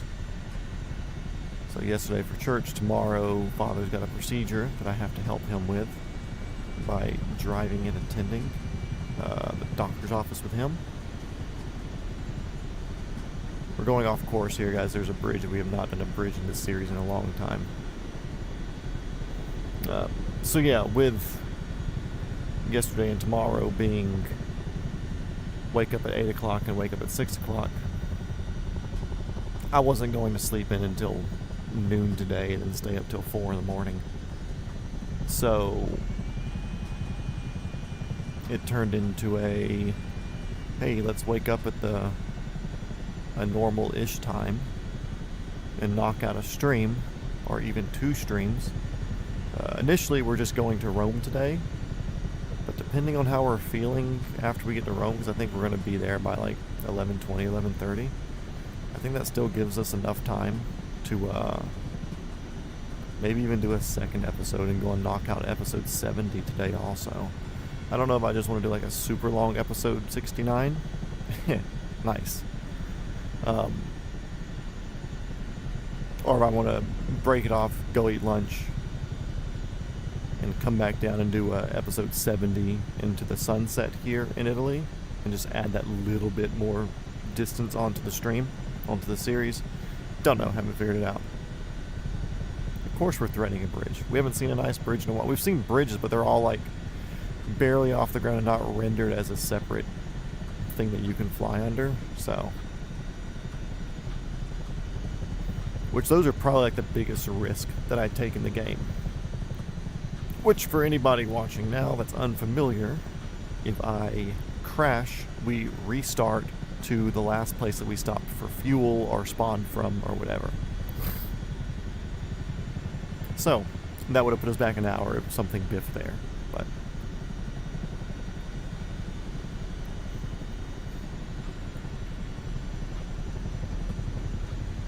I'm not naturally an early riser most of the time either, yeah.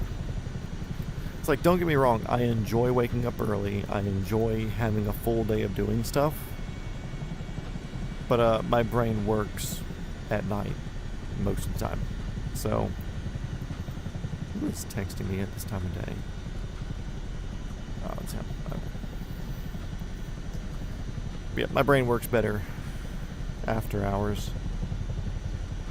Or a lot of my creative juices are flowing and stuff. Usually during the day, it's like, okay, cool, I'm just kind of, I don't want to say useless, but if I'm not working during the day, it's like, okay, cool, I don't want to do anything, because then it's going to go spend money and going out, and I enjoy going out and spending money, but not when I'm not making money. It has to be a healthy, a little bit of this, a little bit of that sort of thing. 178 nautical miles, traveling 140 knots. We're a little bit over an hour until final destination of Rome. Yeah, so speaking of Rome, last night, because I made the thumbnail for today's episode last night. Can anybody name where that thumbnail was taken? Anyways, when I was flying around Rome last night, getting the thumbnail, I realized there were a lot of pterodactyls in that town. And pterodactyl is slang in this chat. PM is peak for you. Good. So pterodactyl in this stream series, or at least this channel in general, is a derogatory term used to heavily derogatory. Pterodactyl with a hard R.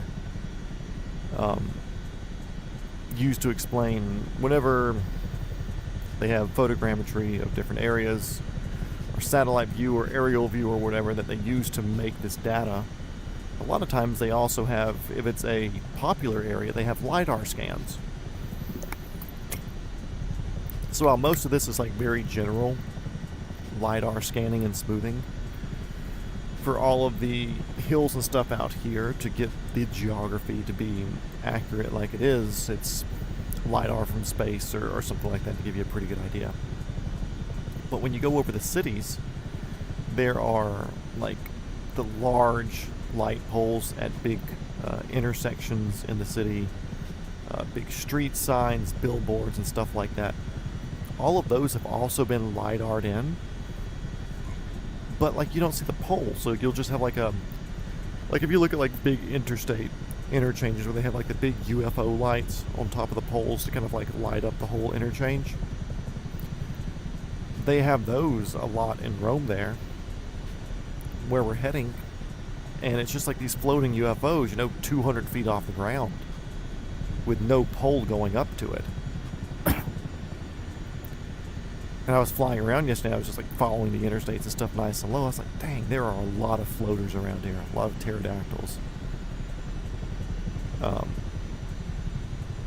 So that's something that we will have to be aware of as we get closer to Rome. They had a lot more fidelity with their aerial scanning, and it picked up a lot of artifacts that will end up absolutely ruining our day if we are not paying attention. So when we get up closer to town doing a 250 feet off the ground cruise, not going to happen.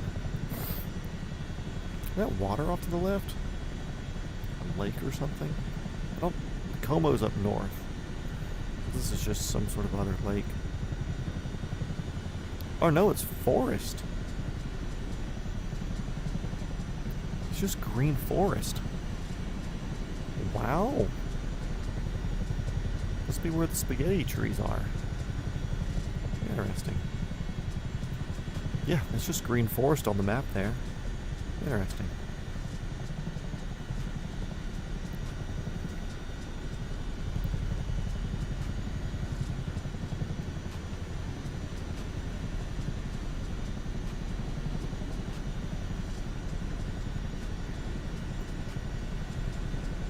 You can tell we're starting to get more away from coastal Italy because the mountains are becoming more prominent. I can smell pasta cooking. So, is that the sim, or am I having a stroke? Who knows?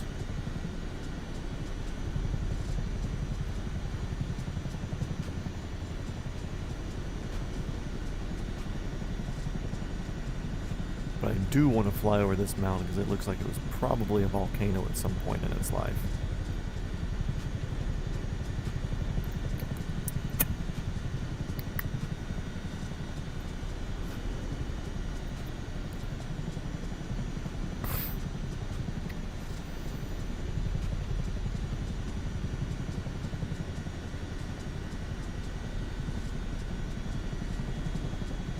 Part of me wishes I had more pasta, but the other part of me is like, okay, whatever. I've been an American boy my entire life, so I've never had good pasta, Never been to Italy. All the Italian restaurants I've eaten at have just been what I'm assuming is like relatively Americanized Italian food. Making big batches. Making a big batch today for the next couple of work weeks. Hey, meal prep's the thing. I've got meal prep in the fridge right now, and I'm not even going anywhere just for being home. Yeah, this definitely was a volcano at some point. Also, there's a helipad over here somewhere. Don't know what it is. Might be a hospital here. What it feels like. Yeah. You can see it there.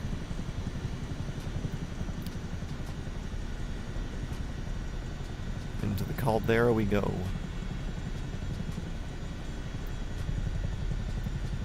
Cool thing about this helicopter is since we are just literally flying with fuel and no cargo, we have so much excess power. Like right now we have a crazy climb rate, 1,000+ feet per minute, doing 130 knots forward, and we're only using like 50% of available power. insane work from the Chinook.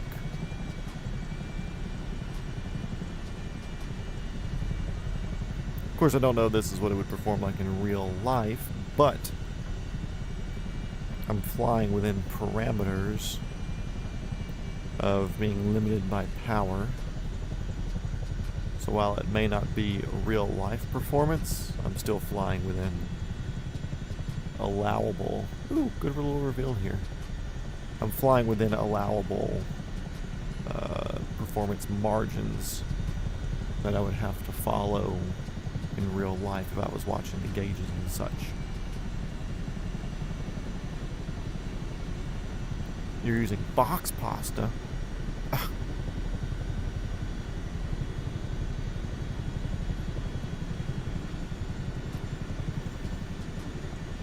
Blasphemy. Having an Italian grandmother and then using box pasta? Or great-grandmother?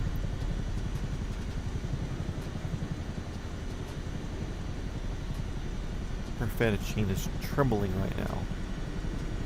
I want to beat you up. Unbelievable.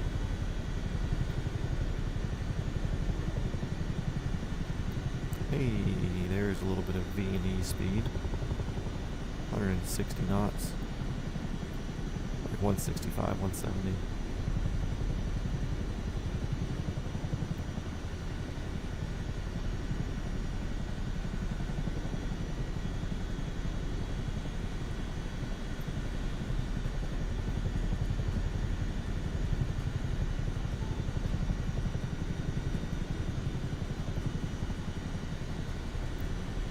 This is a very cool countryside here.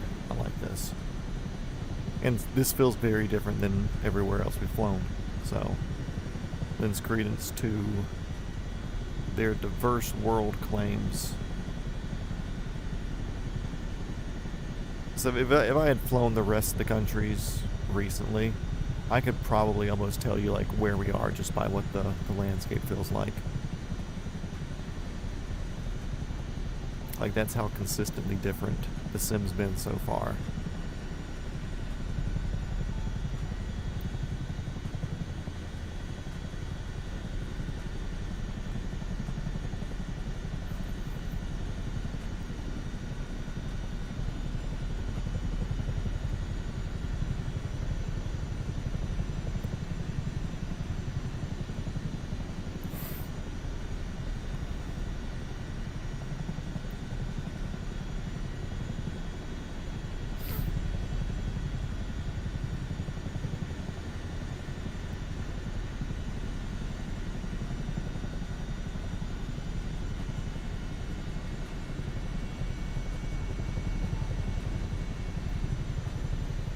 This is like the Italian version of the Mach loop.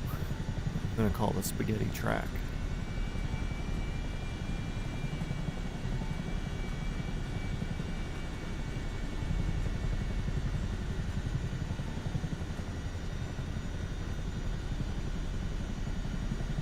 Also, I see you typed another message, but I'm in the spaghetti track right now, and if I look away, we might die.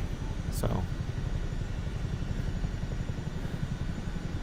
it's okay, kitten. Daddy's got to pilot a little bit. Aviate, navigate, then communicate.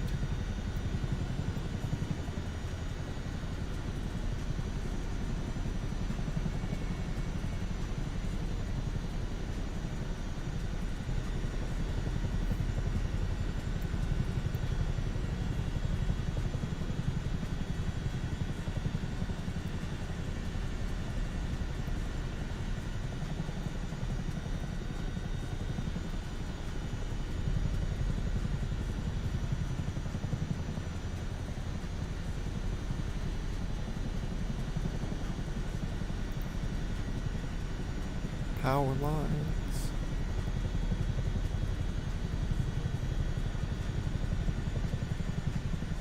See another windmill on the other side of this hill that can jump out and sneak up on us. I was going to crest the hill, but we'll go left side just to keep ourselves clear of that. Well, they have little power poles here. That's cool. You don't see those often.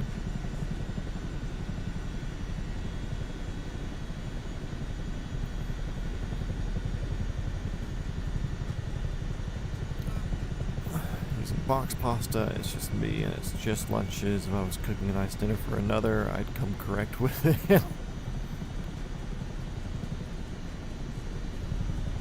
I'm not a spaghetti enthusiast, but also I'm not a cold pasta enthusiast. So, neither? Is that an available option?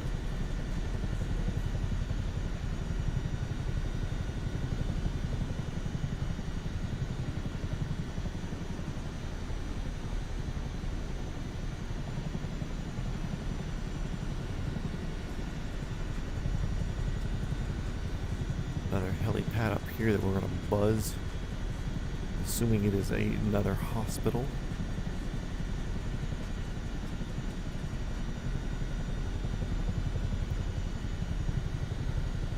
Judging by the fact that it seems to be where this larger building is. Yep, there it is on the ground.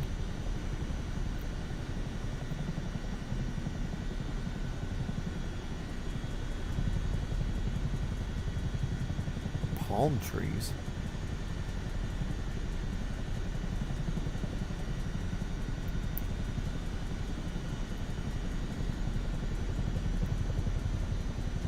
Oh.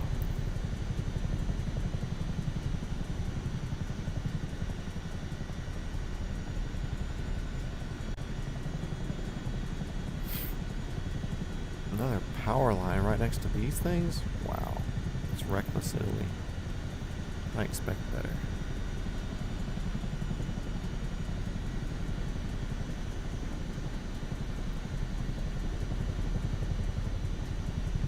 Yeah, I would lean fettuccine Alfredo.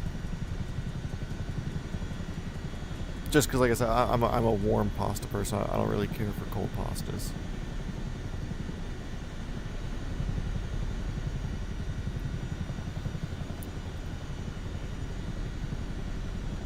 Me not knowing ball, I was at an Italian restaurant one time and I ordered something because I was like, oh cool, it's got like these couple of meats or whatever in it. I was like, sick, that's gonna be great because I can, you know, get protein and not just like carb up on stuff. And it was a cold pasta dish, and I have never been more upset at a restaurant's food choice. Like if I wanted something cold, I would order like dessert, like an ice cream.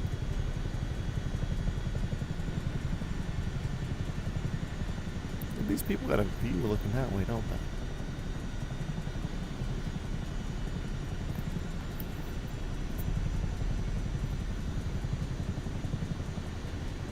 I think we got a helicopter going over. I hear Dino yapping upstairs. If we did, it's not on radar.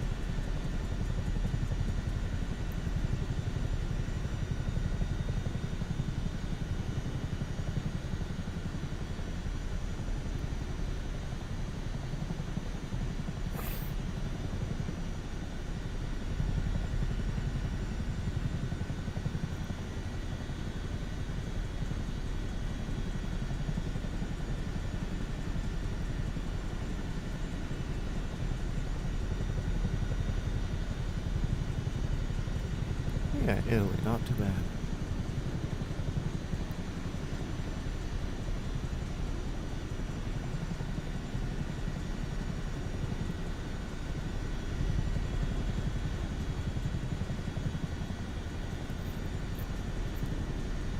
It's almost like every little town here just seems like it'll be,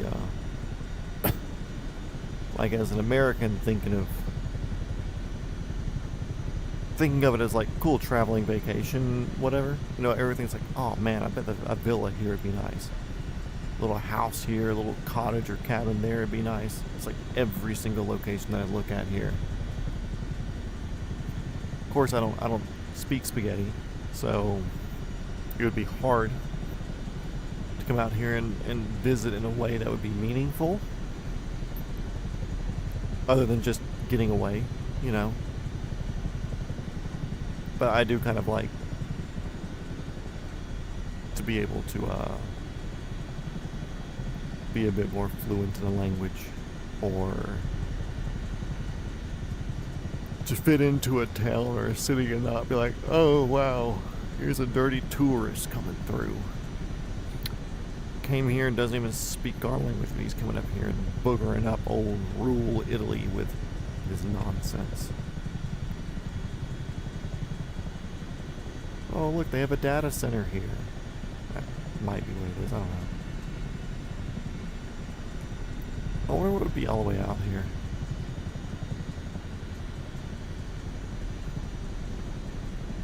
Pasta processing, maybe? La Viva Va Avante?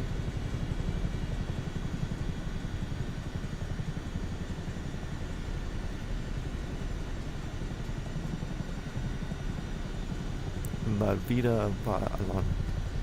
See, I'm already lost. I'm also trying to read out of like this bottom corner between my nose and the VR headset. So, life goes on. Mrs. Little Pasta Mouth.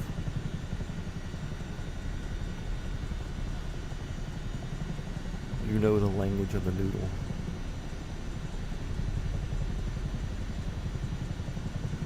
Don't very good me, that was horrible.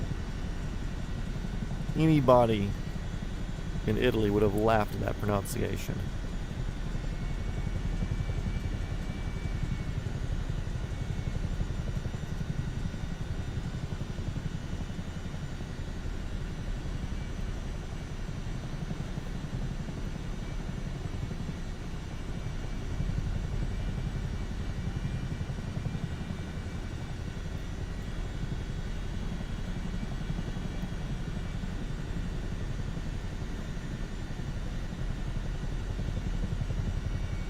Over here praising me like a 2-year-old who just used the big boy potty for the first time. Oh, great job. You made it in there.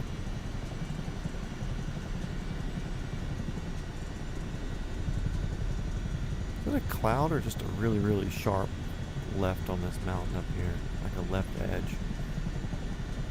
That's not too far off course. We'll just take it and see. I think it might be sharp left edge.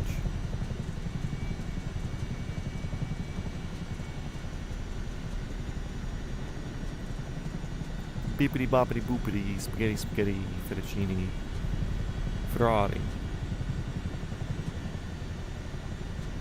Easy.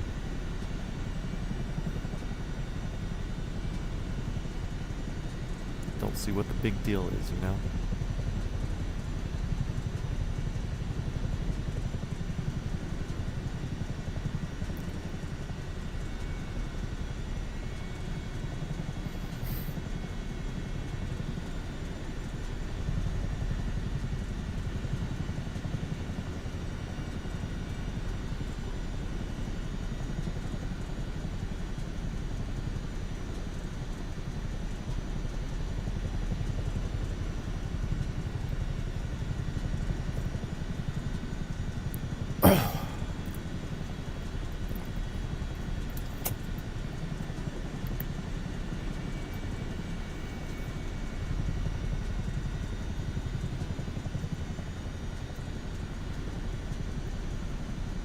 Oh.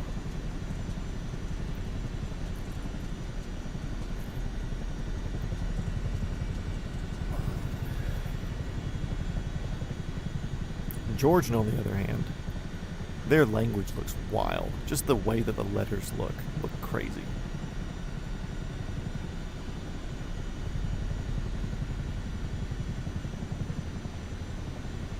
We are going far offline for an exploratory reason. We're good. We got plenty of time.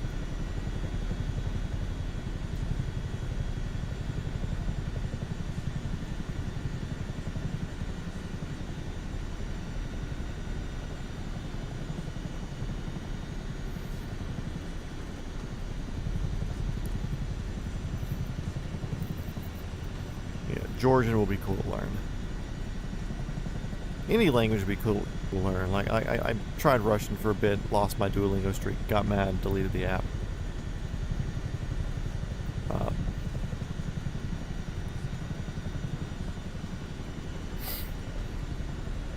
I know enough Spanish just to, like, if somebody's talking slow enough and I have, like, general context, I can figure it out. Nowhere near fluent. The biggest thing is, like, just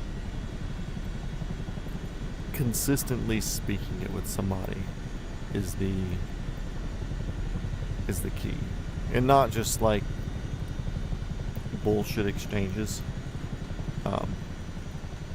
Like, nothing against that Zhao Ming guy on YouTube. It's like, white guy speaks Chinese, white guy learns language, like, speaking their language and surprising people like that. Like, nothing against him. Really, really good videos. I enjoyed the concept of learning all these languages and stuff.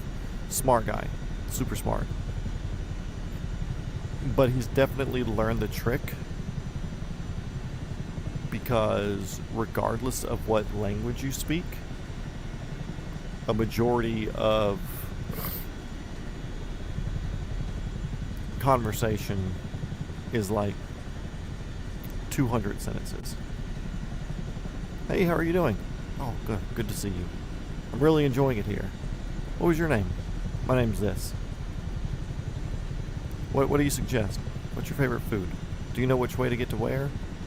Oh, I'm from America. Ah, nice to meet you. I'll be on my way. How much was that? Cool. Thank you. Have a good day. Like, it's the amount of language that you need to... But Georgia had its own. Anything Latin-based I can pick up quite easily. No. Yeah, so, like, learning easy conversational language, I don't feel like is that hard.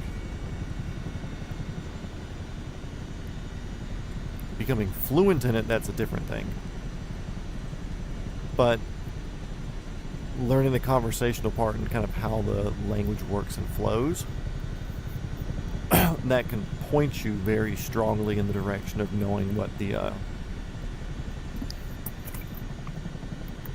like getting context of things, and then you can figure out the rest more easily, you know, like, hey, what do you suggest doing here? And then obviously they're going to be talking about things that you can do in the town, so if you hear something that's relatively related to another word, like, you can assume that it's probably along that.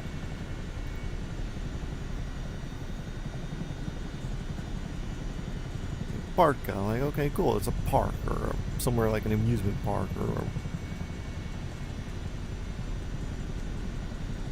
So, even though I appreciate his videos, I also... I know his sneaky little trick that he plays of...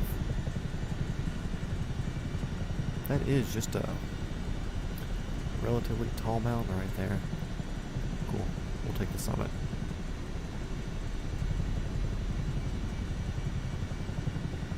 It's like, I get how it works. Makes sense. Becoming conversational and getting everything else, you have to spend time. Because if you never hear a word, you never learn the word, then you're never going to hear or learn it. You can't make it up in your head and be like, oh, well, in Russia, I think they're going to say police as policia. But it's militia, which is militia, like English sounding. So along the same, kind of military-ish, but it's police. Militia.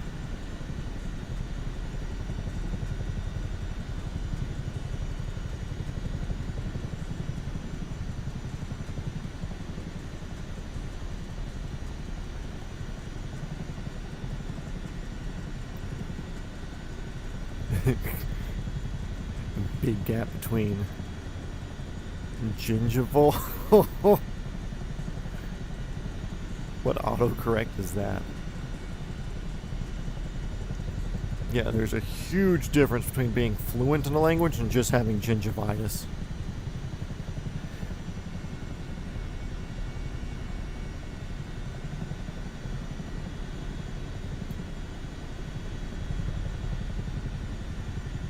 So this mountain like barely shows up on the map, but the ones south of us there, since they're so green, they're very shadowed and it looks like much more.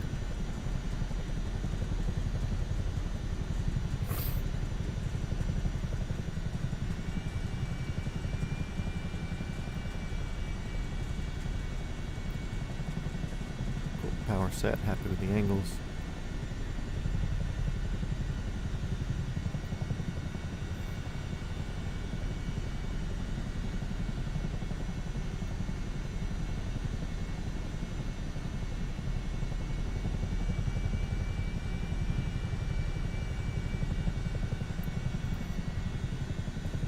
$4,500 peak.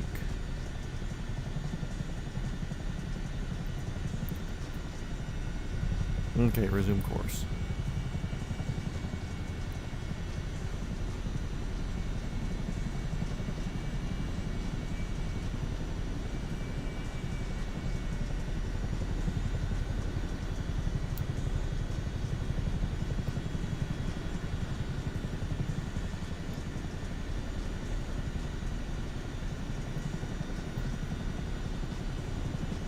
Reset direct to.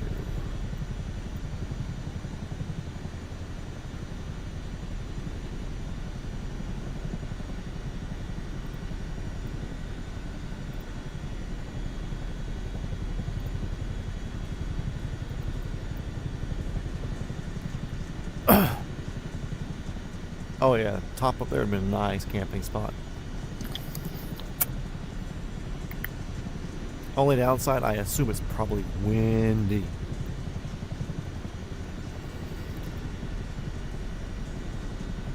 What's over here? Excuse me.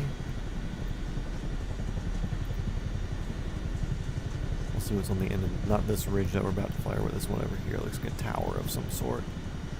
Good place to put a radio tower or a Dollar General.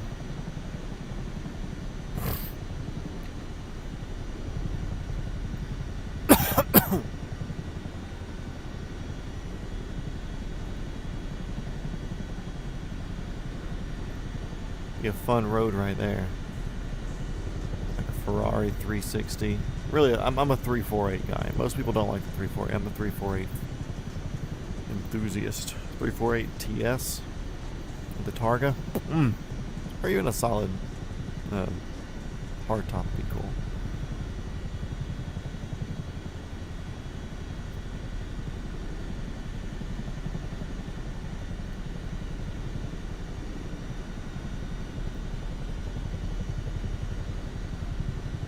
Yeah, just a radio tower.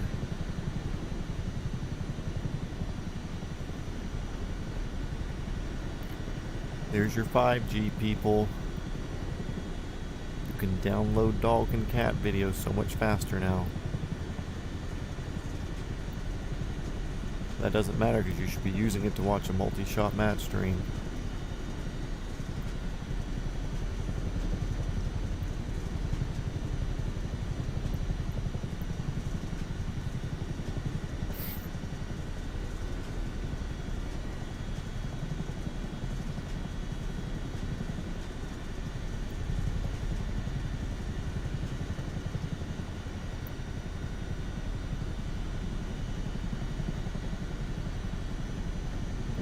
Very picturesque little wide valley area, if you would even call this a valley. I mean, there's mountains all around, so obviously it's a valley of sorts, but it's not exactly like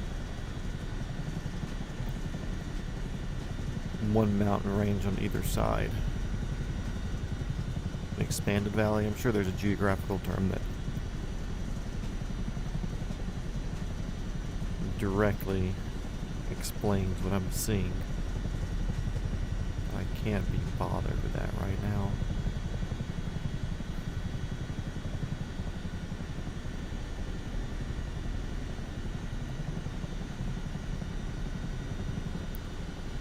Got my feet off the pedals, hand off the collective. Basically, we're just cruising. So I'm going to add a little bit more, get some speed in here.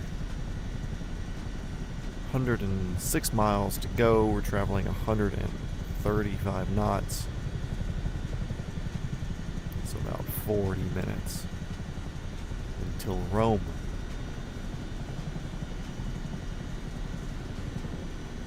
Yes, I am flying all of Microsoft Flight Simulator World in a heli.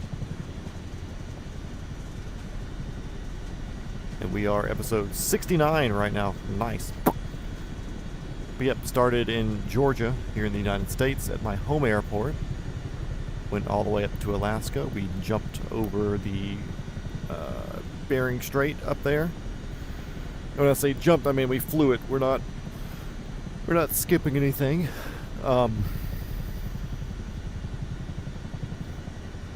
Down the island chain that's on the eastern edge of Russia, so we got to meet into the northern part of Japan. We flew down Japan, Taiwan, jumped the Philippines. We did a little tour of Australia because one of our viewers is an Australian guy, although it's nappy time for them right now, so he's asleep. Up through the whole Thailand, Indonesia area. Did a summit attempt on Everest, even though the A-Star can do it in real life, it can't do it in the game, but we tried. Over India, Pakistan, Hormuz Strait, Saudi, Egypt. We just crossed the Med a couple episodes ago. Now we're working up Europe. So yeah. It's a long process.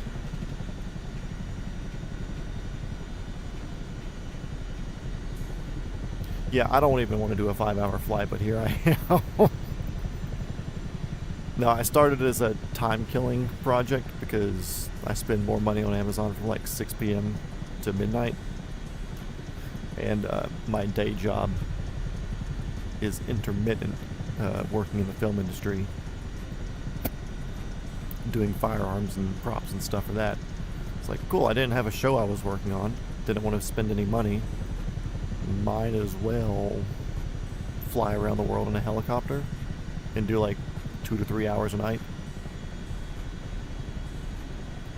No rockets in the Middle East. But we did cross in a Black Hawk because I figured that had been the most appropriate helicopter for dashing across the strait. Although I will say the mountains that are on the eastern side of Saudi, after you cross the strait, we didn't go all the way up to the strait and back down. We kind of jumped prematurely. But still, the mountains over there are super cool. Imagine almost like this aggressiveness of the hills as far as steepness, but of course not treed. They were bald. But it was fun to fly through the Black Hawk. Black Hawk's an agile bird.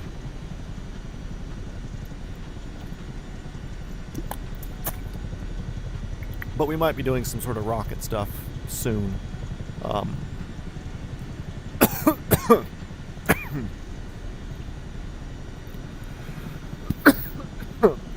Sorry, apparently I forgot how to drink water for a second. But I've downloaded DCS. And we've flown it like once or twice on stream. I don't know how to set up any missions. 1111, make a wish. But yeah, hopefully my friend who does more DCS stuff will set up some missions, and we'll do that. How many continents traveled so far? Right now it will be all of them except for South America and Antarctica, at least in this series. In real life, I've only stayed on the North American continent.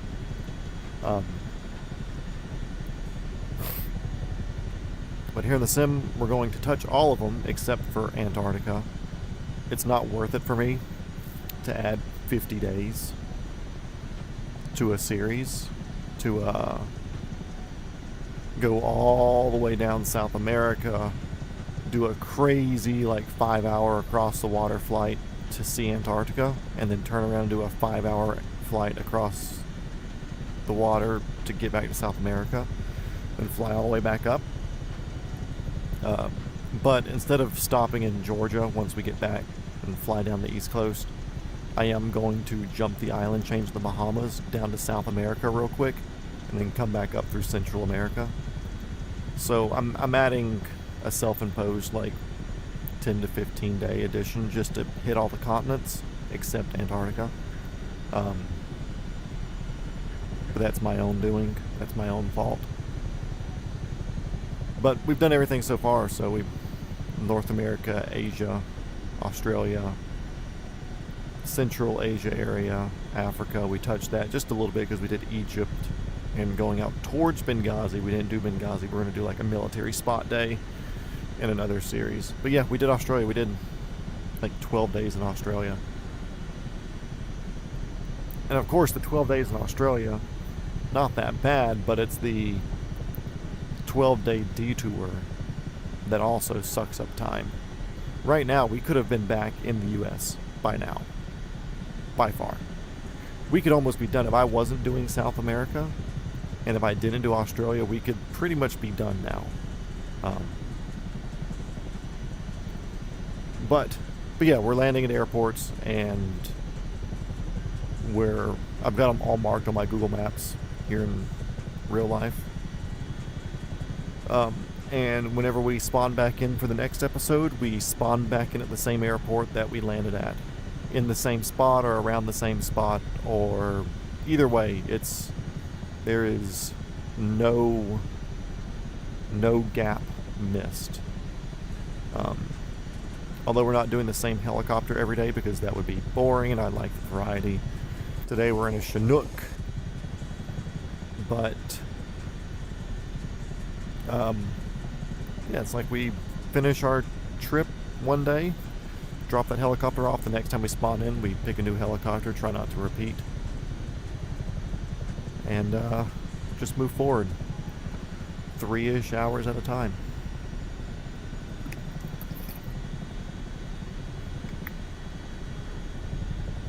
Like I said, and it's something to do. I'm decent at talking, and I have a lot to say sometimes, so it's also good for me to sit here, talk, answer questions. A lot of people have helicopter questions. I'm a licensed pilot in real life as well, so I can talk aerodynamics and performance and how it works. Or if you're into flying flight sim and you want to learn how to do helicopter stuff, I can kind of help coach you into like, okay, cool, like a little bit more collective, a little bit more on the pedals, maybe you get some airspeed. Like we can work that out, and I've done like little school lessons and stuff as well, so it's all fun.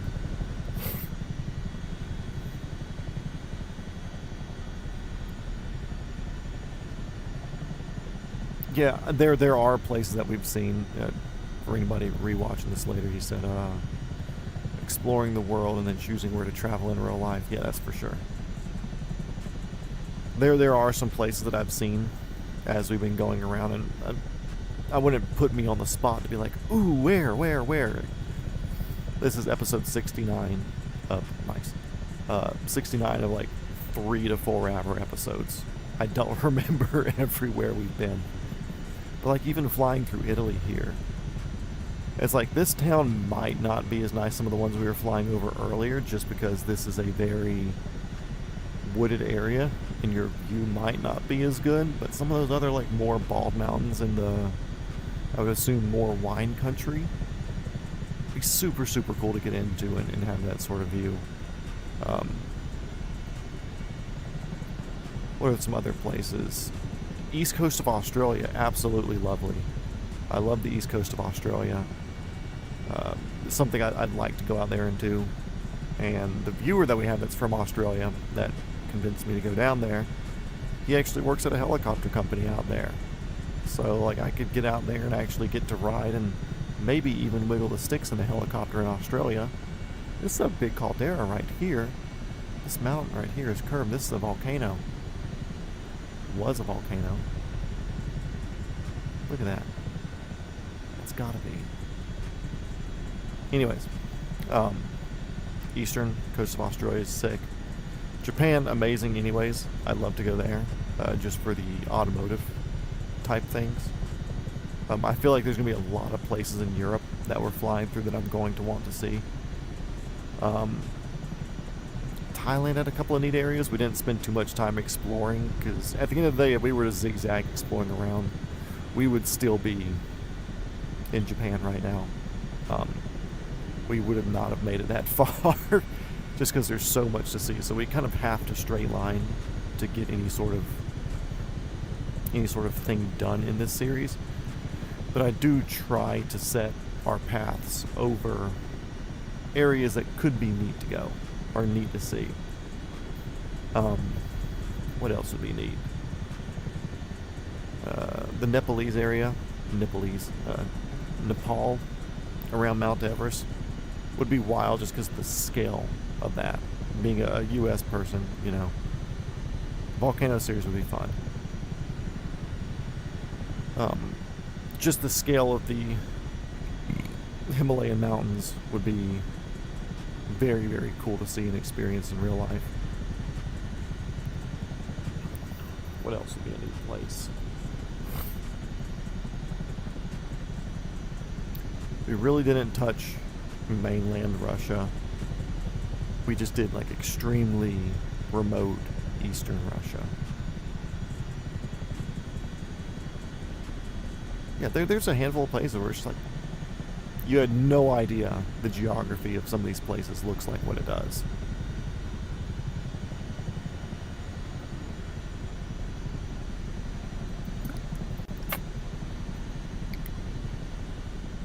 So it's definitely opened my eyes to that, and I said it before you had hopped in the stream, but something I think The Sims done a really decent job at is providing a good variety of ground textures, trees, buildings. So even if there weren't huge geographical features everywhere, you can feel a bit of a difference from place to place and region to region as you go. But even with that said, like the geography of all these places is vastly different too. Italy feels different than anywhere else we've flown yet, so. Here comes a sneeze. Bless me. Sorry about that, guys. I need a quick mute button, that would be nice. What do they call it in podcasting, like a cough button or something?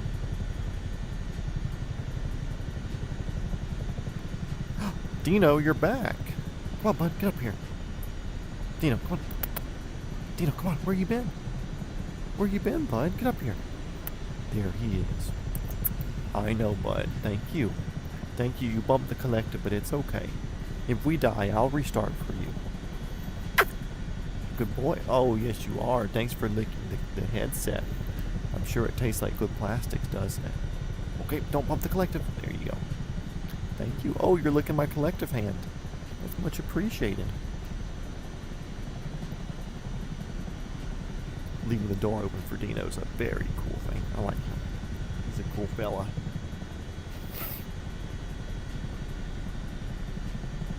Oh, and you can see him on the little screen up there.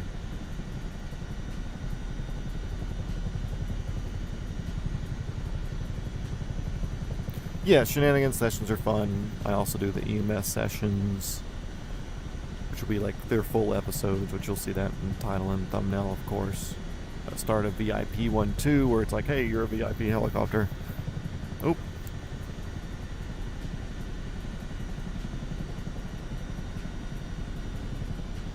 Fuel level, right fuel level.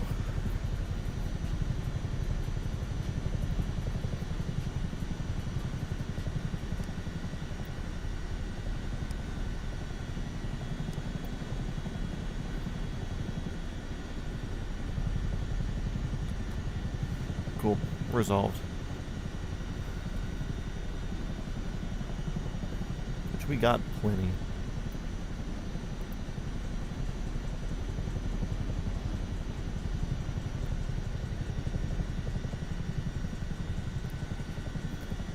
And we only have 30 minutes or so until location, so we're good.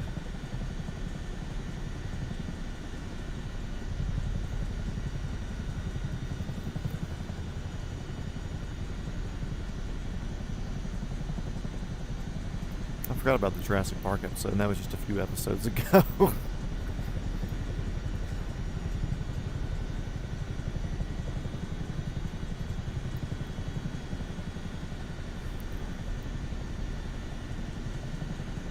I mean, they're converging up here, but I think the purple line's taking me to like an approach path or whatever that I don't care about. Look at these hills. They got like vineyard lines on the mountains. That's sick. Oop, getting some mechanical turbulence there off that hill.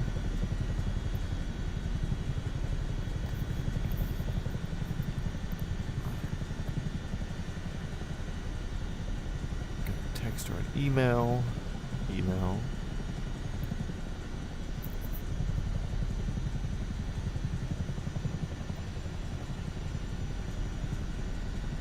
We're taking our direct 2 line. I don't care about the flight director. I care about the direct director. Yeah, it's all fun. Gives me a chance to yap. Gives people a chance to ask and listen.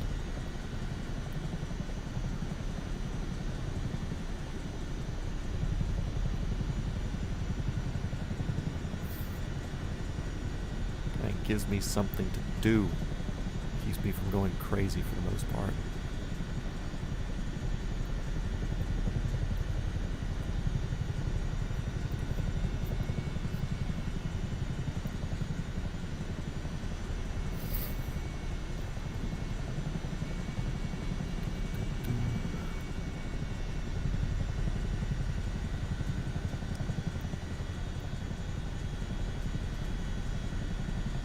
Okay, cool.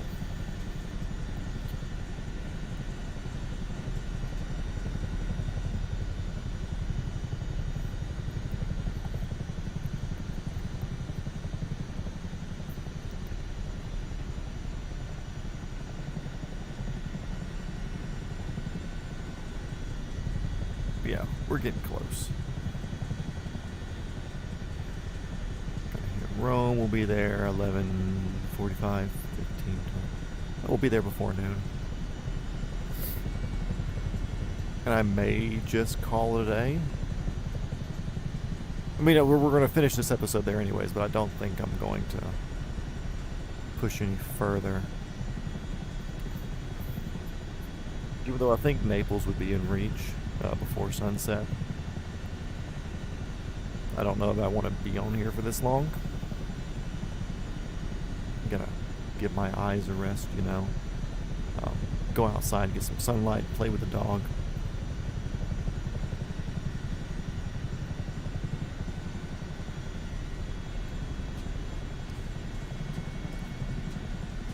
And then if I've done 3 days waking up early, I can do a 4th day and a 5th day and stuff, and that'll might bang her out before the end of the week. And just treat this week as like an early morning week. I don't think I should have a problem schedule-wise with Wednesday, Thursday, Friday. Should be able to be north of the Alps by then and up into France and getting ready to cross the channel.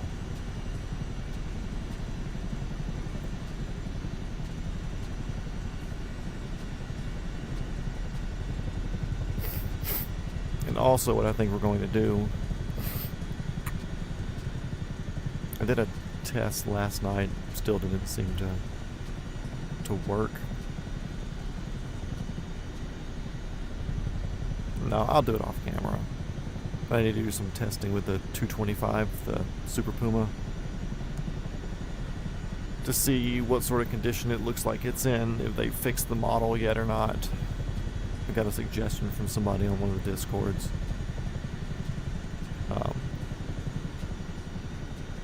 But to make it work, because that's a really, really good, like, long haul, across the ocean sort of helicopter. But it's messing up, and I know we've pointed that out on stream before. But somebody said, do it like facing the wind or not facing in the wind or something like that, and see if that fixes it. Which I know that's a problem with like some jets, where you'll have hot starts if you're starting while you're in the wind, or facing away from the wind. So you have to be facing the right way, which is a problem in real life, weirdly enough. But I'd like to fly the 225 over the Greenland to Canada jump. That's our longest single leg, no fuel stop one that we'll do, I believe. But I can always bring something like this one. The Dolphin may be out by then. The Black Hawk has big external fuel tanks it can use. And we can always just fake having a ferry tank.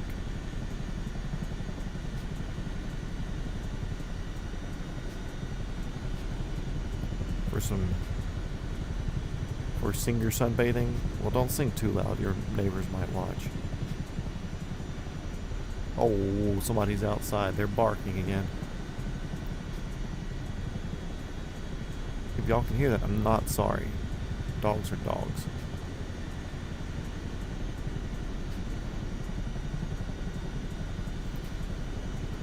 "56 miles away, 150 knots, so 20 minutes.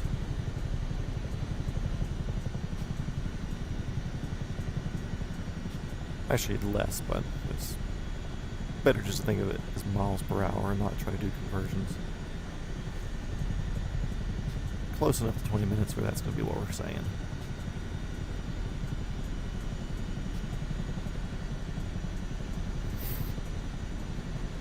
It's wild how different this part of Italy is compared to what we were in an hour ago, where it's mostly like flat farmland, like very expansive plateauish sort of area.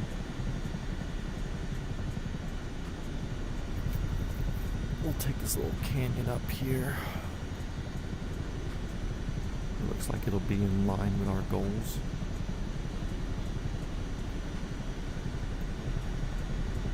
Elaine, stop looking at me. No, turn your head the other way. Thank you. Women.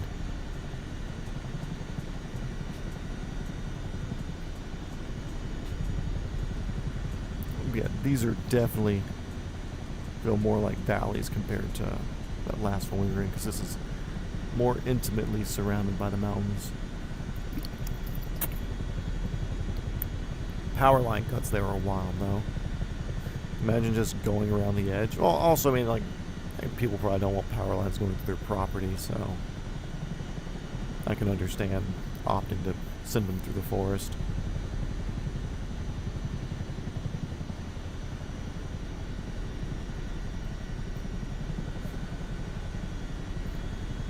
Yeah, Italy kind of pretty.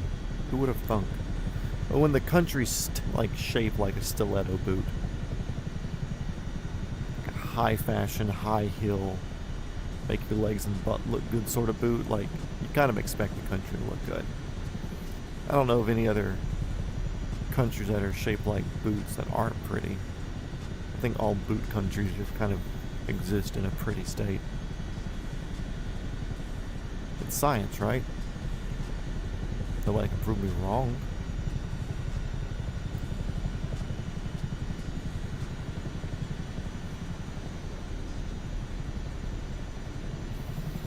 Down here by the river would be sick. Like, as much as I would love to have a house or go stay on the mountain or whatever, like also being by a river or something going through a small town like this, that'd be good. Very good. All on the trip radar. Okay, we're not going to go over that big one. We'll take this smaller saddle up here. The left side of this big one and saddle on the far one. Far ridge is probably 15 miles away, so I'm going to call that at 25 miles. No, we're at 48, so 35 miles from distance will be that other one over there. We'll see how close my estimation is.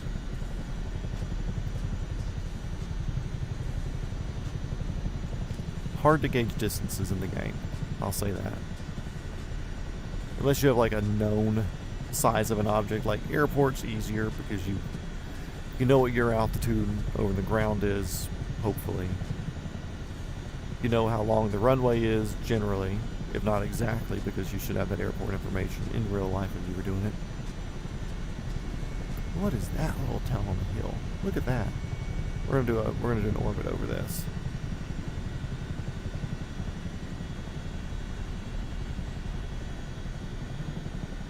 What?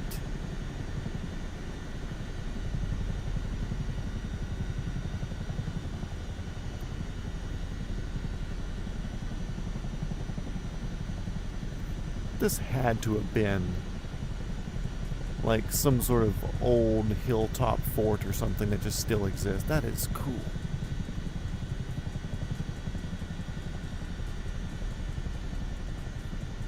Because if this was like modern or whatever, the other hills would have stuff built on it. But none of the other hills have anything. That just exists on its own, independent. That had to have been some sort of stronghold. That's something to look into.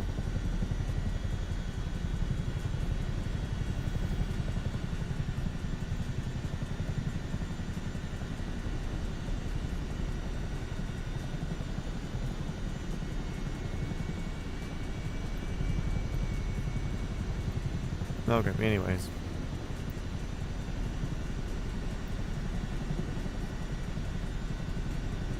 Same thing there.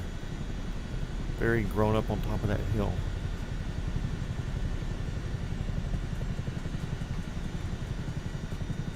Damn, Italy, you cool. Looks like the Millennium Falcon there and that. Okay, so where are we? We're 45 miles on a 288 vector to Rome. So 50 miles at a 290. Okay. What do you think? Opposite of that 180, so that's a 110.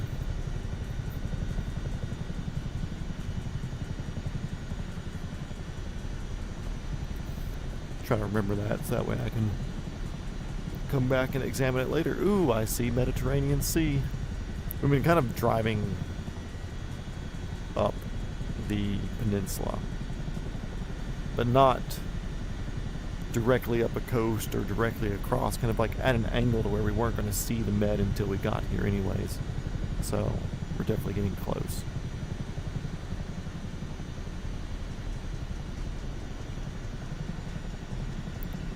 Cresting this hill is what I was expecting, 35 miles, but now it's looking like it might be 37. Close guess though.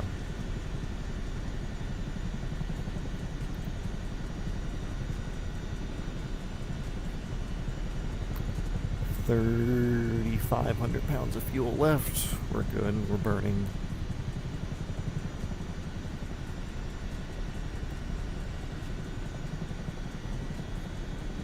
Pounds per minute.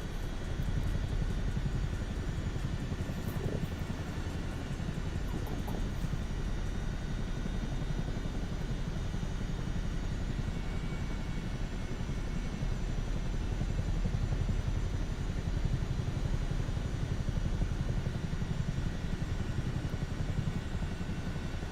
That was about 2 miles off from my guess. Or 5 miles off original, 2 off secondary. Okay. Another little... Man, these little hilltop towns are sick. I bet you'll have some of the best food of your life in a place like that.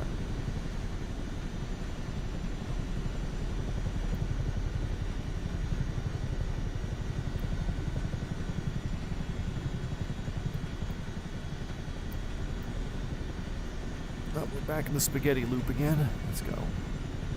Whoa. Where are we at? We're at 1,500 feet. Even with that, so there's a 1,000-foot cliff on the other side of this little development on the ridge up here.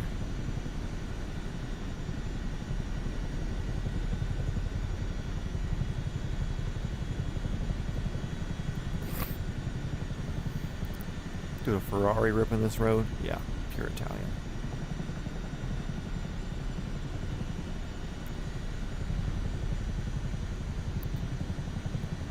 Oh yeah, and it's out of the mountains here, so this is the edge of the mountainous area, and they have another crazy fortress thing up here overlooking it, where you can see the Med in the distance.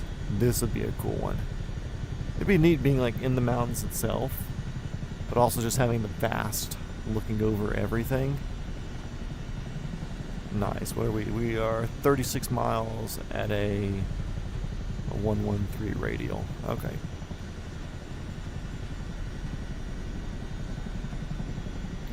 Very cool. Now we push to Rome. I'm definitely going to be Googling these areas later. This is high on the investigate list.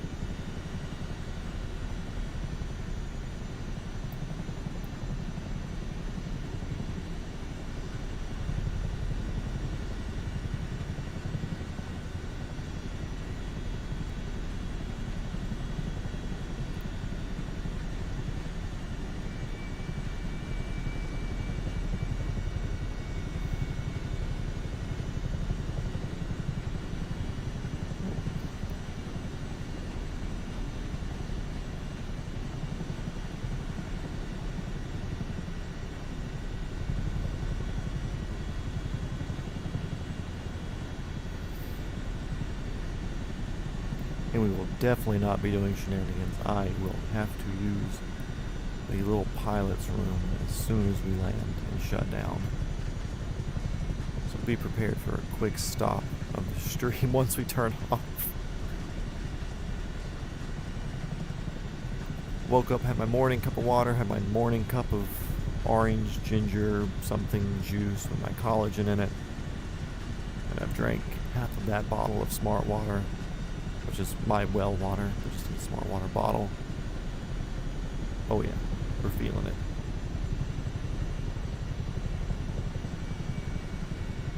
"31 miles, 150 knots. That's less than 10 minutes? A little bit more than 10 minutes.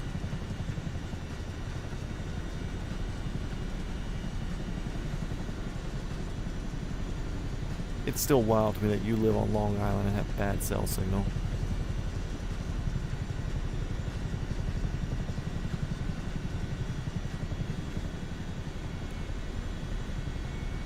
Like, you would think carriers would prioritize putting towers out there because of population density.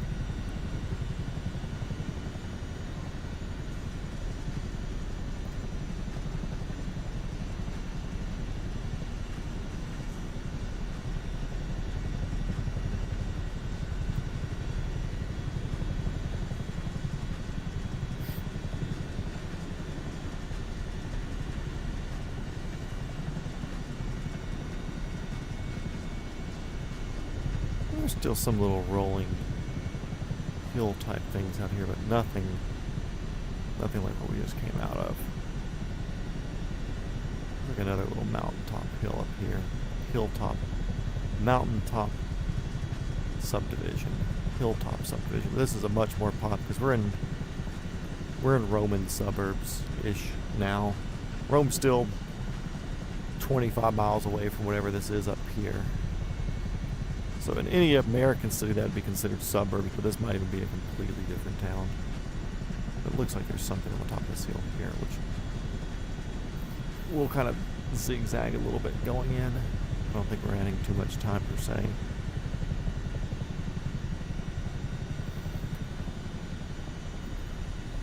So at 25 miles at 150 knots, it's 4, 5, 6 times, so 10 minutes at 25 nautical miles away. Woof, woof, woof. I hear you, dogs. I don't know, I think it's just trees and stuff up here making it look like it's a hilltop thing.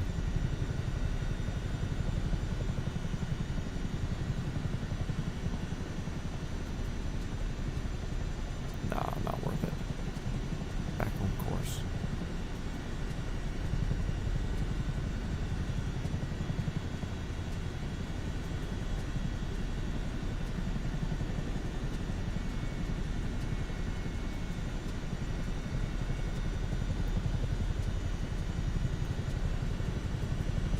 Make it make sense? I can't.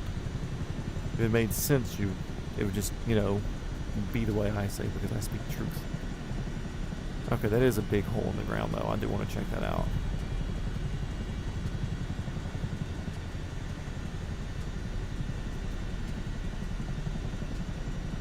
Well, there's kind of a little hilltop place there. It's nothing like the other ones though.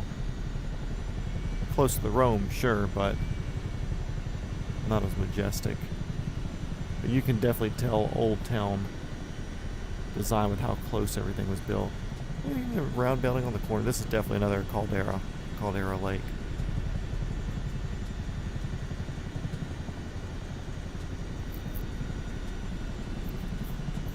Maybe even a crater. I mean, I would assume caldera because everything's a volcano over here. Even though it's not really mountainous around it, it is on a slight uphill.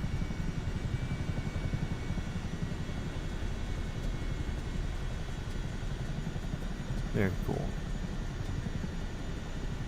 Dude, houses here on the edge have a cool little view in, don't they? I've done a lot more like zigzagging here in Italy than a lot of places.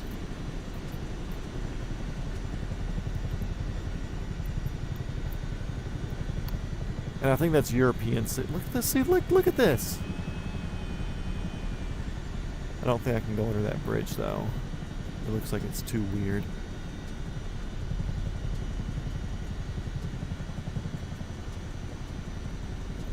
Whoa, that's the aqueducts! No shot. Either that or it's like bridge design to look like the aqueducts. What?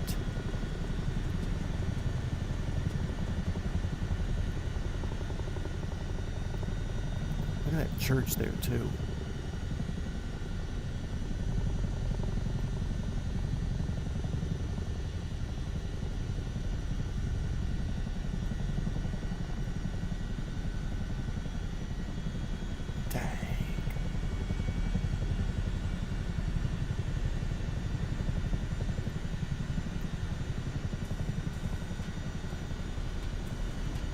More over there. Can't be distracted. Gotta focus because I gotta pee.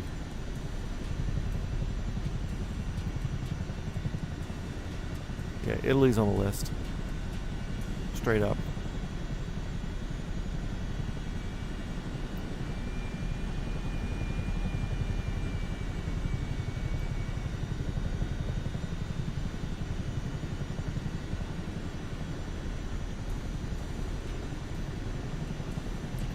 There's another little caldera there. This is so extinct. It's just a nice little park now. Golf course. Volcanic golf course. Lear 60. Not the airport we're going to, though.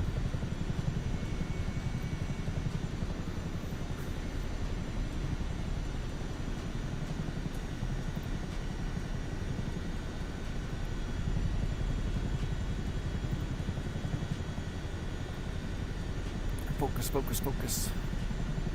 Okay, also we're now getting into the Rome area where the photogrammetry is much more detailed, and I am definitely going to have to worry about floaters in the air. No lights on, helicopter's in good flying condition. We have 3,100 pounds of fuel left, which is probably good for like another hour if we wanted to. So if we happen to die flying straight and level here, I'm not restarting, because it's nothing I've done wrong. It's something with the game, with their ridiculous amounts of photogrammetry that's here in this area.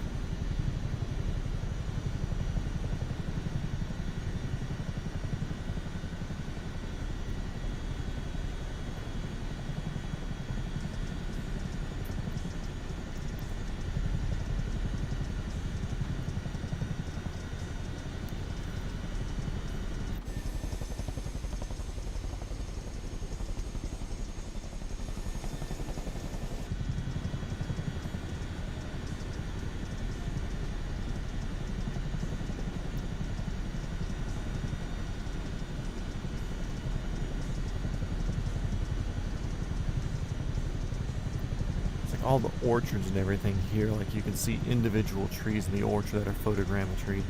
That's wild. Look at all those populating in. Dangerous flying around here in Microsoft Flight Simulator.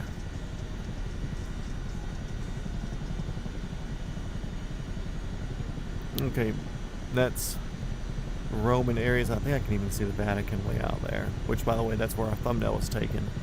I think that's Vatican there.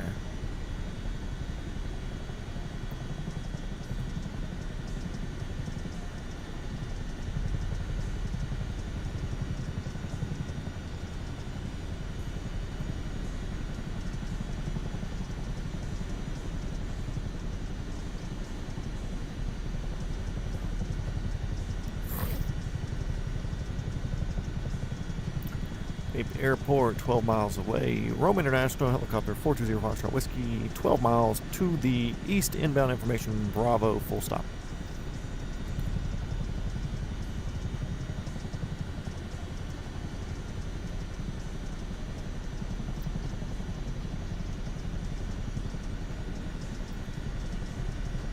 We've been cleared for entry into the airspace. Proceed east, direct ramp.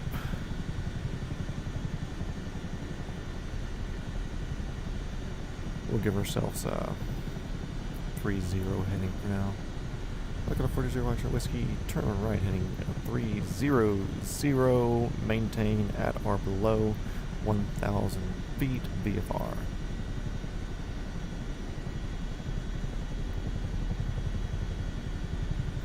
At or below 1,000, gotcha.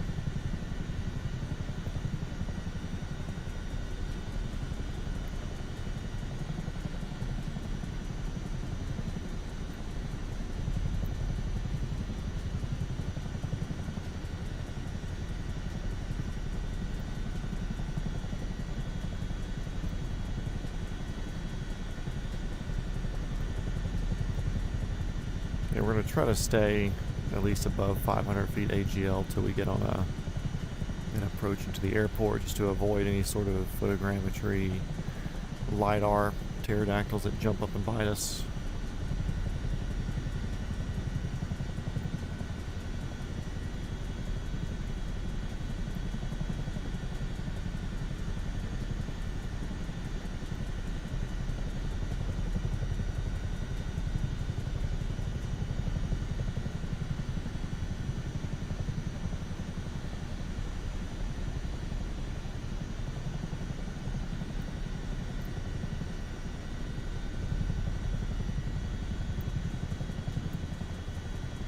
Airport's in sight.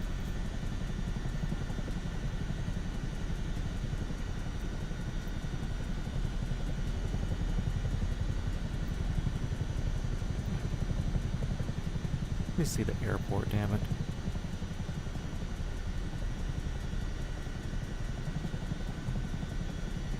There. Whatever, we'll get rid of that. Not necessary now. Helicopter 420 Foxtrot Whiskey, clear direct, add-on risk, northeast ramp. Clear direct, add-on risk, northeast ramp for helicopter 420 Foxtrot Whiskey.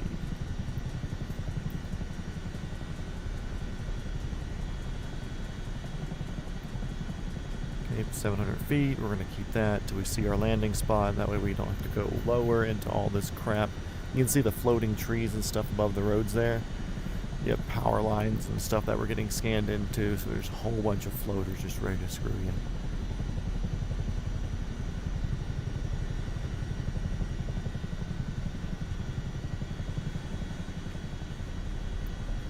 Work on slowing down. We're going to aim for this northeast corner of the ramp, which is, I guess, kind of also southeast, but northeast of this one runway.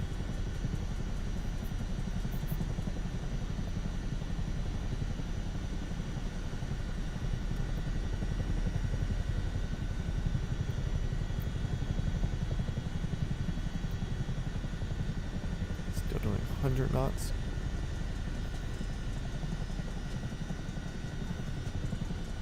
Let's cross the center line of this one real quick while they're still on approach.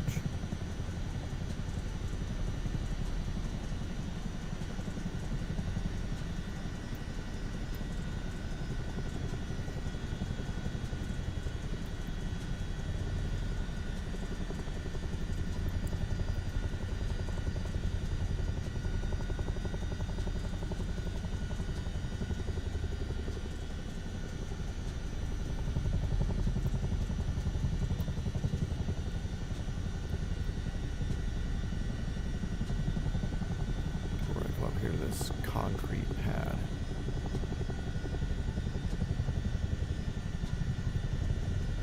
The concrete pad's full, so we'll just use this little paved pad next to it. It looks like it's made just for us. Oop, okay, skipping a little bit, not good on a final approach like that.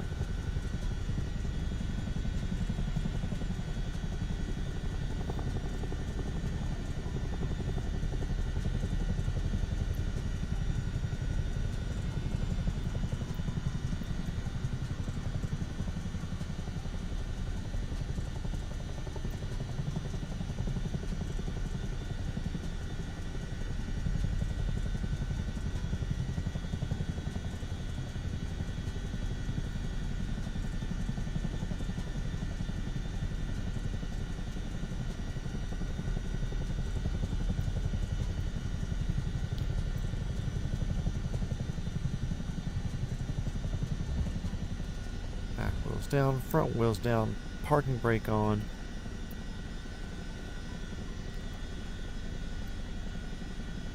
Need to use...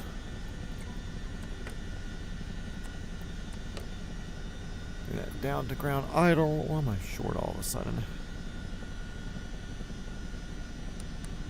If you start...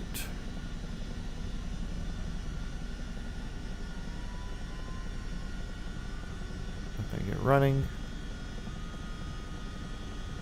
That's moving. APU generator can come on. That can go off.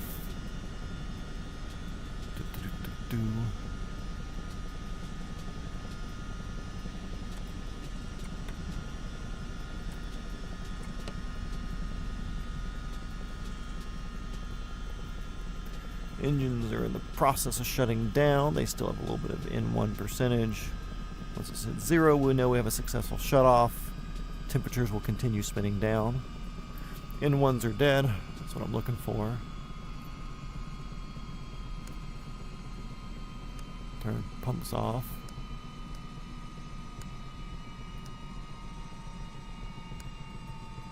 APU can go off.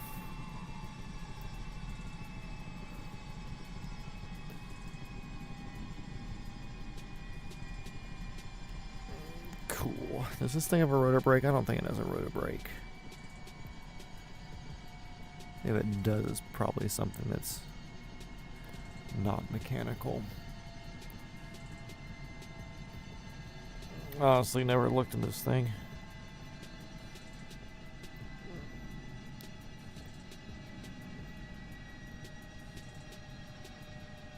Not you. Anyways, guys, welcome to Rome, Italy. We had a good 3.5-hour flight today-ish. Took off at 8:35, 8:40. Now it's 11, almost noon.